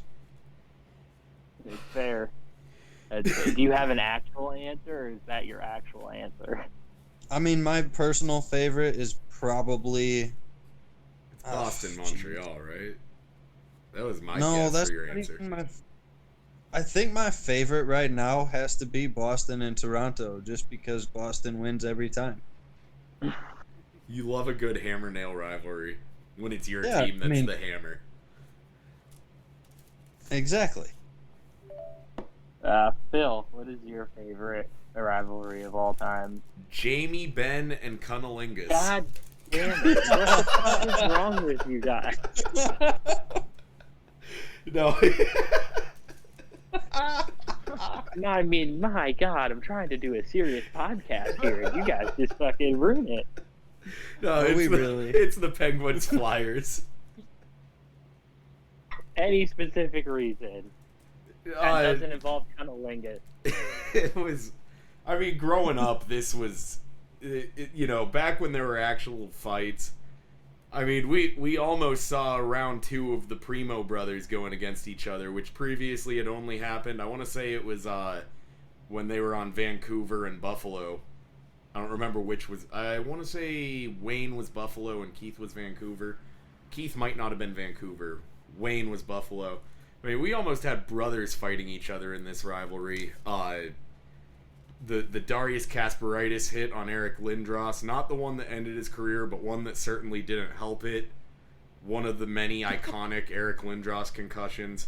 The longest playoff game of all time since before the Great War. And it's one of the only rivalries that is so good that I enjoy it, even though for most of my life my team has been on the losing side of it. Mm-hmm. Fair. Dylan, do you have a favorite rivalry of all time? Kings Ducks. It's actually, I'm going to go outside of the box here and not have the Kings be in my favorite. They will probably be in my underrated. But for favorite, I'm going to go with Red Wings and Avalanche, because that's the one where I really started getting into hockey over, like, seeing the clips. Those were the main things that popped up in 2005 YouTube when you searched hockey. It was Patrick Waugh beating the wheels off of pretty much anyone that he could find. And I can't believe Patrick Waugh doing Patrick Waugh thing. Yes, I know, I'm showing my age here. I am 23. Oh, it's fine. So, that said, yeah, I'm going with Colorado, Detroit. I wish it would still be a thing today. Rivalries are kind of dumbed down now. I wish we could see, teams hate each other for 15 years over one singular hit. I think that would be, it would help the league out. I mean, everyone knows who those guys are now. So. I like that I brought up Darius Kasparaitis hitting Lindros and the Primo brothers, and Dylan's worried that he showed his age. I can't believe I shook that guy's hand. That pisses me right off. Is that your favorite? Dino Ciccarelli. But no, my favorite, it's the reason I got into baseball. The first time my parents let me stay up really late to watch baseball games, the 2004 ALCS. So that means my favorite rivalry of all time, Yankees-Red Sox. It's forever fuck Yankee hours. I fucking love this series so much. It is appointment television for me when the Yankees and Red Sox play. Purely so I can give the double middle fingers to Aaron Judge and the Yankees for 4 hours. I am gonna try to dig up. Liam sent us in a group chat we have for people that me, Colt, and Trent have all played NHL online with, a very drunken video of Colt 2 seasons ago after the Yankees knocked the Twins out. I wasn't drunk. I was driving home. I was in my car, and I told George Steinbrenner to suck my dick. You just you were so mad that I just assumed you were drunk. That's the most angry drunken rant the most angry sober rant I've ever seen about a team. Because I was so mad, I couldn't think straight. I'm gonna try to dig up the audio for that. I still have it. I'll send it to you. Okay, we're inserting that into the next episode. No, just play it at the end of this episode. Okay, yeah, we'll paste it in at the end. You'll have to send it to me, and I'll record it in here. I'll send it to you. Okay, least favorite rivalries. We'll keep this like. Can we say least over first? Yeah, we'll go favorite. Oh, or do we want to do overrated? Yeah, just because I figure I'd go next, and mine. Yeah, I could go first. I have my least favorite rivalry. Okay. The Pirates and first base. God. Two of the biggest bloopers of the season for baseball this year will be Pittsburgh Pirates costing the team a run by failing to touch first base. One, where he went into a rundown when all he did was there was a force out at first with 2 outs. And he decided to get the guy into a rundown. Even then, once the run scores, they can still get the force out at first and the run doesn't count, but no one went over to cover first. I'm sure anyone that likes sports enough to be listening to this podcast has probably seen it. And then later on in the season, on the offensive side, our rookie sensation, Cabrian Hayes, hits a home run, and it was very close whether it was going to be fair or foul, so he's watching the ball and completely misses first base and is called out, and the home run doesn't count. That was my joke answer. My serious answer, I actually have 2. Also a joke answer. Tom Wilson versus decency. And honestly, the Penguins Capitals. That's your least favorite? Yeah. Okay. It brings out the worst. As a Penguins fan, our own fan base is so fucking insufferable when these teams play each other. I mean, a lot of Capitals fans say the whole thing that the routine things people want Tom Wilson to be kicked out of the league for. Penguins fans really do. Penguins fans refuse to acknowledge that Alexander Ovechkin is a good hockey player. Mm-hmm. It's just so obnoxious, and so much of it is built around an individual player rivalry that are 2 players that are such different styles that shouldn't be compared. I'm sure everyone knows who I'm talking about, but it's also one of my many answers for overrated. It's just... And the other thing is, I never feel comfortable during those games. Mm-hmm. It went from being... At first, I thought it was overrated because it was much like Boston and Toronto, kind of a hammer and nail rivalry. And Pittsburgh was the hammer, and we just beat them all the fucking time. Now it's become a thing where it actually sucks because it's like, fuck, dude, this is a big game. We need to win this, and we're probably not gonna half the time. Yeah. So, right. For multiple reasons, yeah, I fucking hate the Penguins-Capitals rivalry. And it gets the Penguins to do stupid shit. And also, oftentimes results in Penguins being hurt. Right. Dylan, what's your least favorite rivalry? Least favorite is going to be Montreal versus Boston.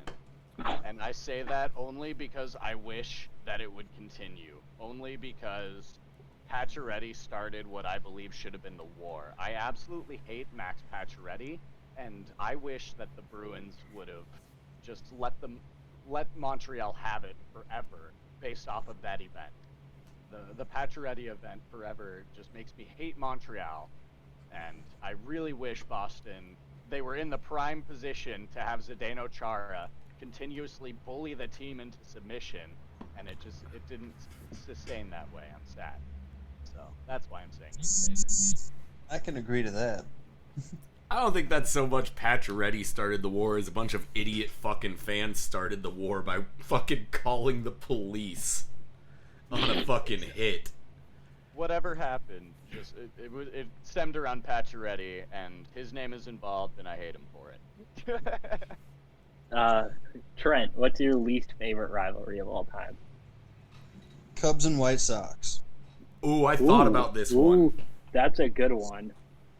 I hate it because both teams normally aren't very good. It literally is the only rivalry for fans. The teams don't really give a shit about it. Yep. And it's all anybody can talk about for 2 weeks before it where I live. And I'm not a fan of either team, so they can both fuck off.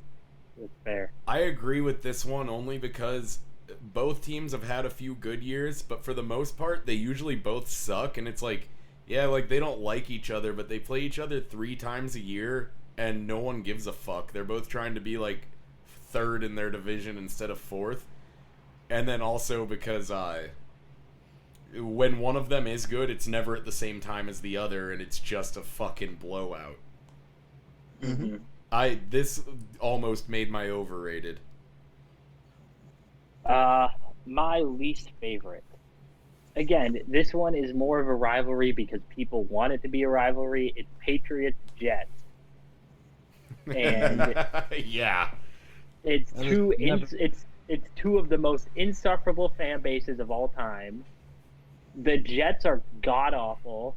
The Patriots had Brady for years, so it just wasn't a rivalry. You also effectively end a rivalry when your quarterback fumbles off of a lineman's ass. Then it's just fumble, dead. baby. Your franchise is dead. Your fans are dead. The rivalry's dead. It's over. Stop trying to make it something because it's always like a 3:00 game on a Sunday or a Monday night football game. And I don't want to watch and especially now, I don't want to watch the fucking terrible Jets take on the fucking terrible Patriots on a Monday night. I just don't want to do it. Fucking terrible. Gross. All right, let's get into overrated. Trent, we'll start you for overrated. See, this is why I wanted to kind of piggyback off of your favorite. Is is the Red Sox and Yankees because since 2003, 2004, since like 2007. It's like 2007. True. That was the last year. That was the last good year of the rivalry. Yeah, the comeback. I mean, Joe Kelly kind of tried to bring it back, but there's really been no rivalry there for the last 10 years. And then the one time they played each other in the playoffs, Boston fucking swept them. Yeah, like the rivalry is only fun when both teams are competitive. And if one, even like pre-2003, the Red Sox sucked and the Yankees were really good. And it just wasn't even a rivalry. It was like big brother, little brother. Mm-hmm. But they did have Noma Garcia Pa. Noma.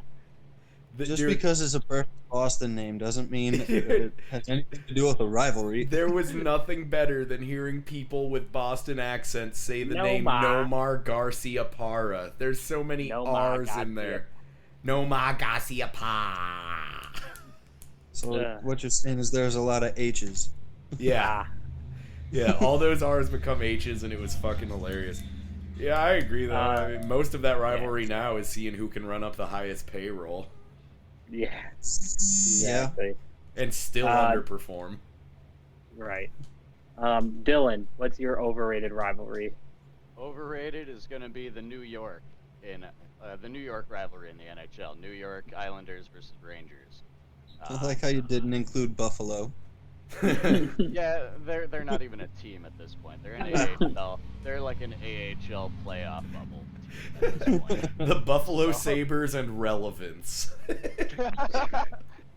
There's not an overrated one. That's the best rivalry in hockey. Yeah.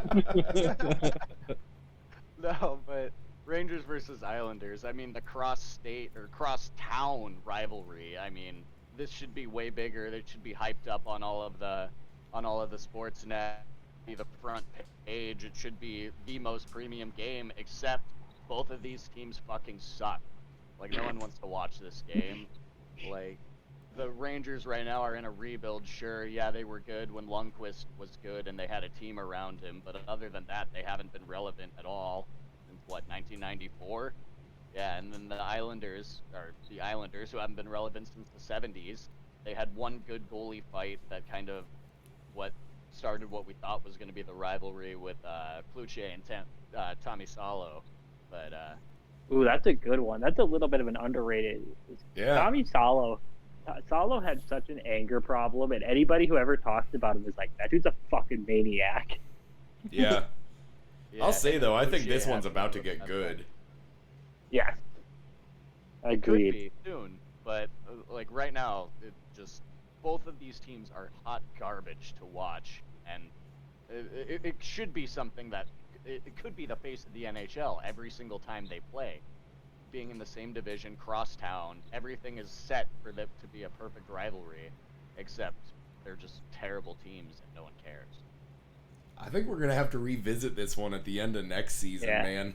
Yeah. The funny thing Yeah. is, the Islanders are a pretty good team that sucks to watch, and the Rangers were a team that didn't make the playoffs, but was pretty fun to watch.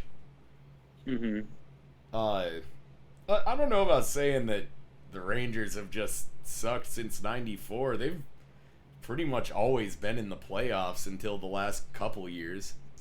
I mentioned Lundqvist. Yeah, I mean, and granted, a lot of it was on his back.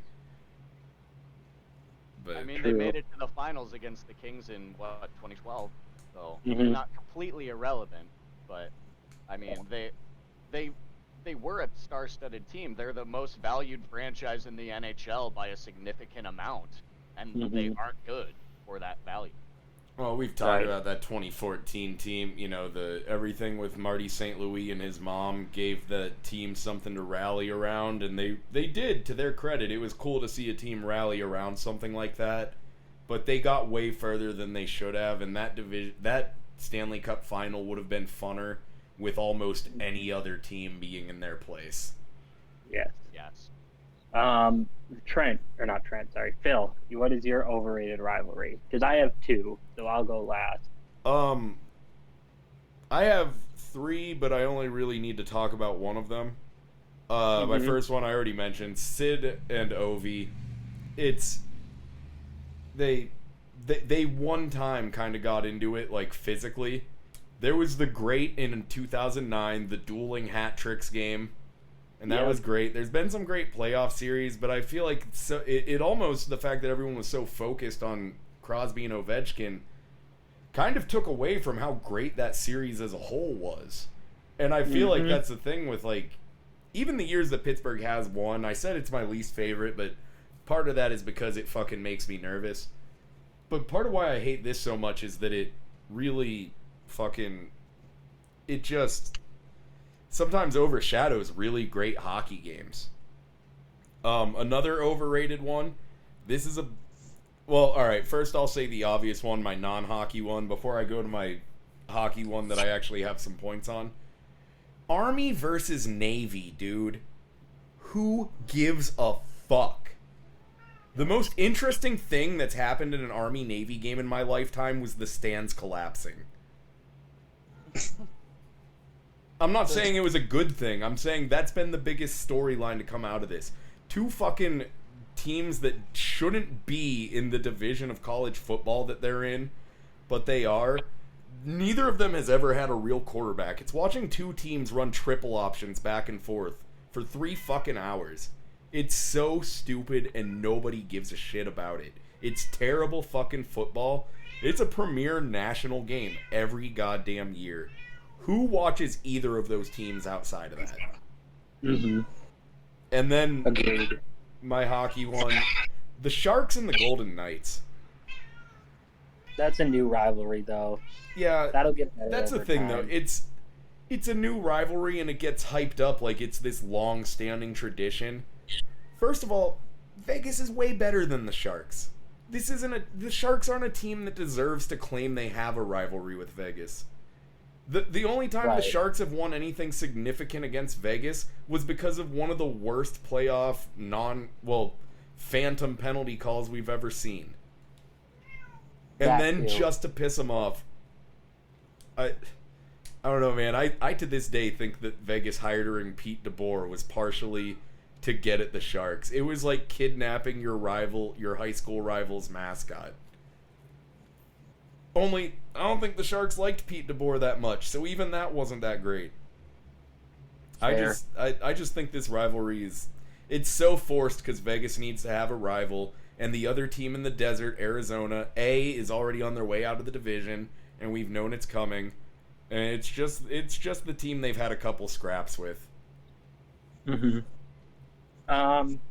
My fucking headphones died, so if my audio sucks, my bad. You're fine. My two overrated. One is mainly because I don't like college basketball, and it's UNC Duke. They're fun games to watch. Don't get me wrong, but I don't get the fucking hype around it. I get it's probably fuck since Michael Jordan. Right. I get there's probably people who do really fucking care about it, but I don't know. Like I don't know about it. So fuck that. Forced geographical rivalry. Yeah. They are good teams, but Duke's always so much better. Right. Who knows? Right. And then my next one is a personal one. It's Packer Viking.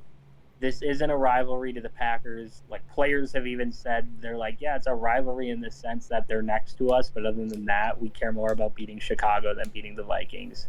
It's a rivalry only to Vikings fans. Packer fans do not give a fuck about the Vikings.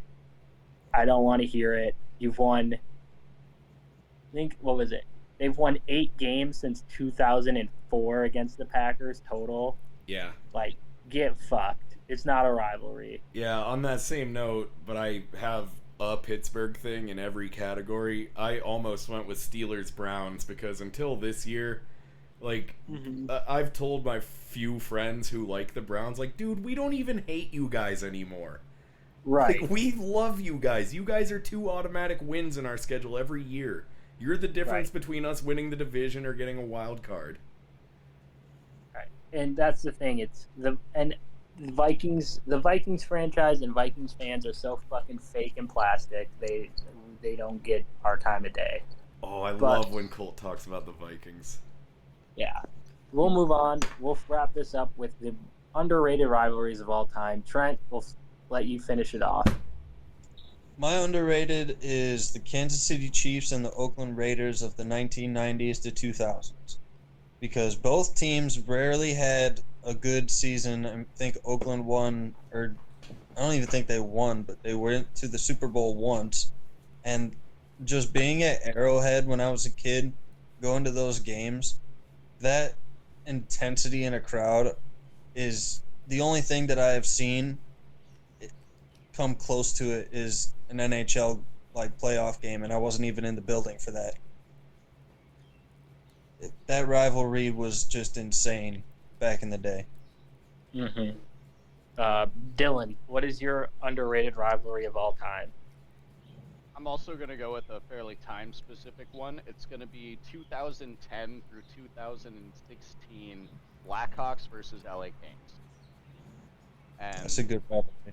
it's going to be specifically in the playoffs, because every single year in those times that both of those teams were runs, we met each other, and it was always Blackhawks versus Kings, and then the winner would go on to win the cup. That is a very good rivalry. It's a little time specific, but it's fucking good. Yep, it doesn't exist now. It probably will never exist again.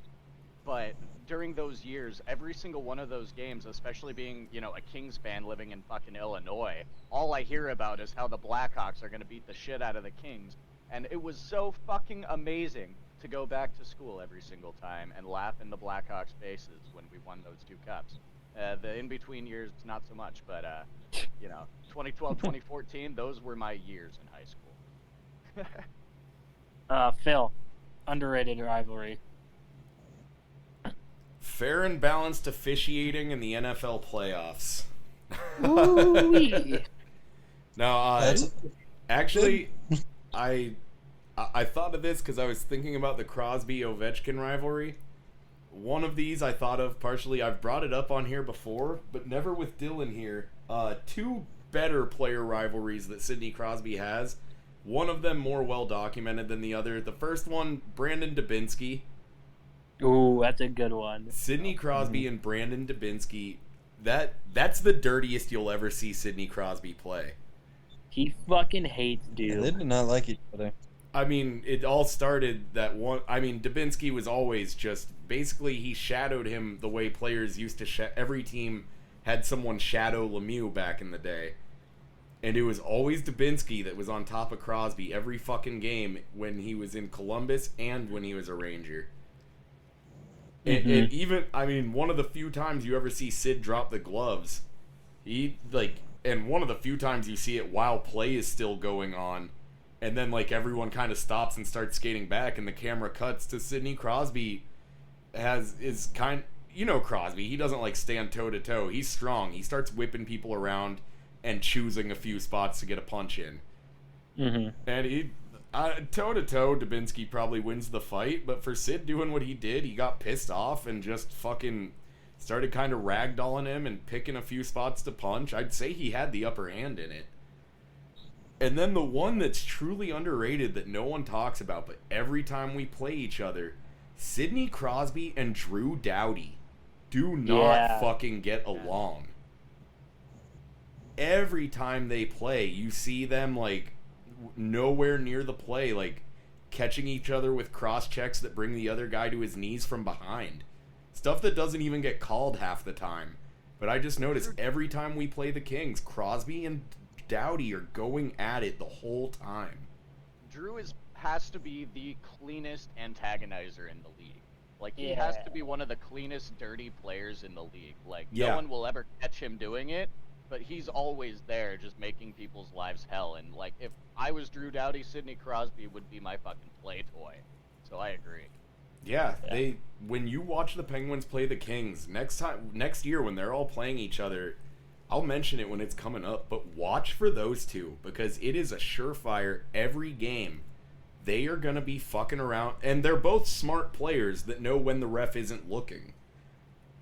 Because Sid has his moments where he plays, you know, clean, dirty hockey, too.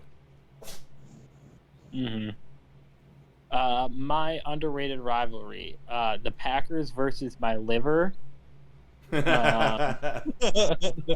No, I have two again for this answer.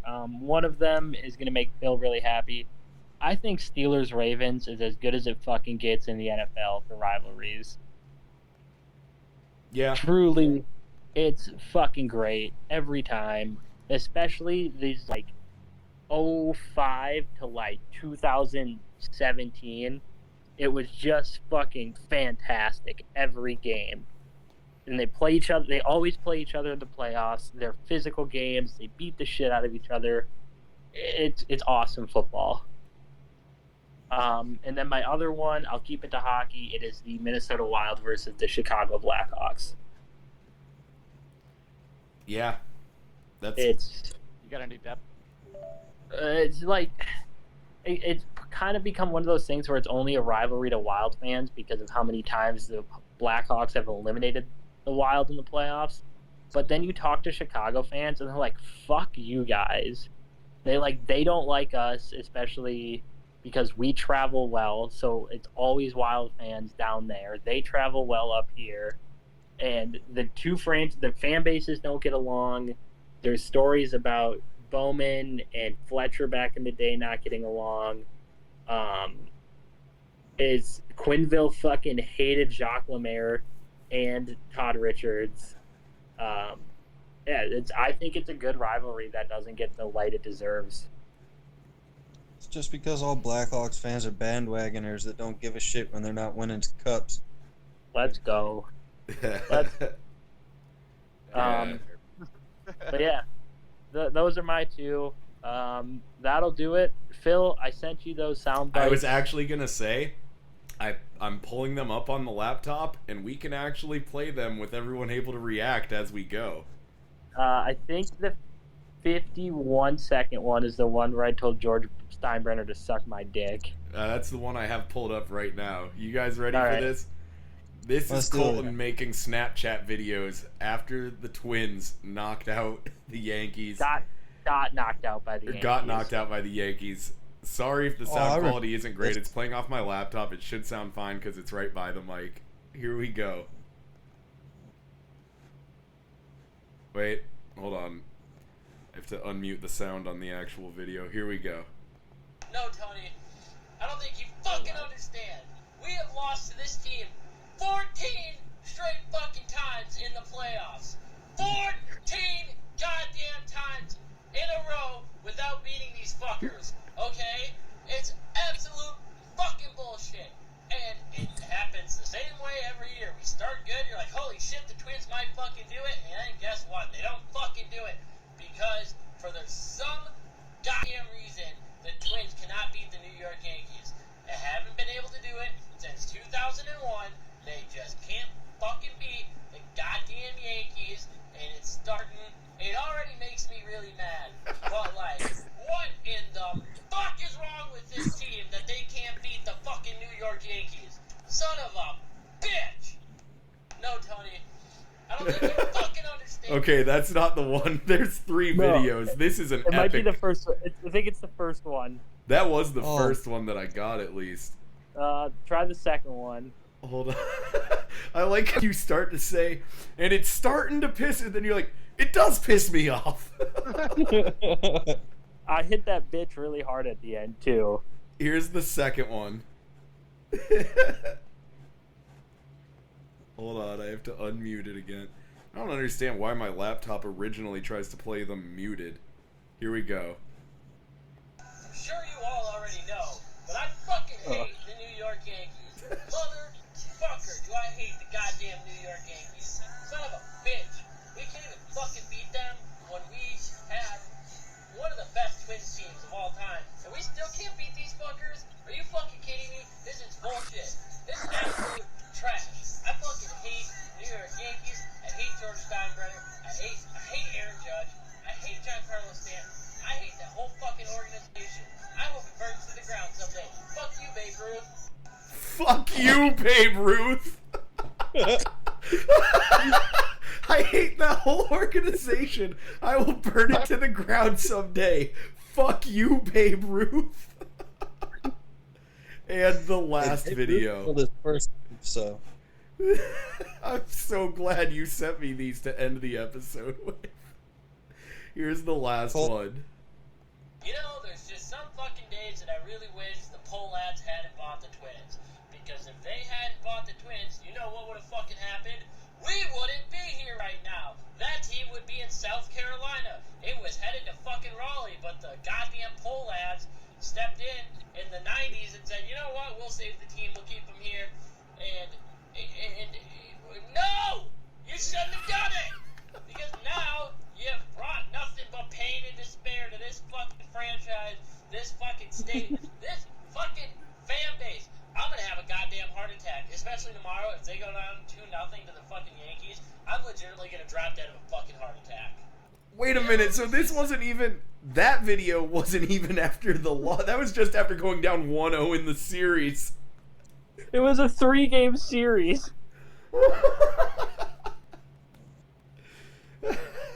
so They lost 8-0 in game 1. You got to the Do you- point of being mad that someone saved them from relocation because it's just caused you pain that they're still the Twins. I was mad, dude. We had won 101 games that year, and then they fucking got swept. Colton, Yeah. do you think that if you would have kept David Ortiz, you could have beaten the Yankees? No, because David Ortiz didn't do steroids till he got to the Red Sox.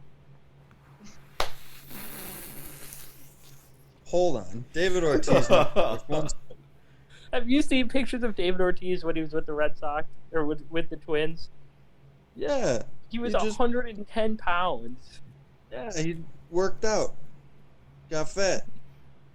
You know, all that Boston food. All that clam chowder. Ugh.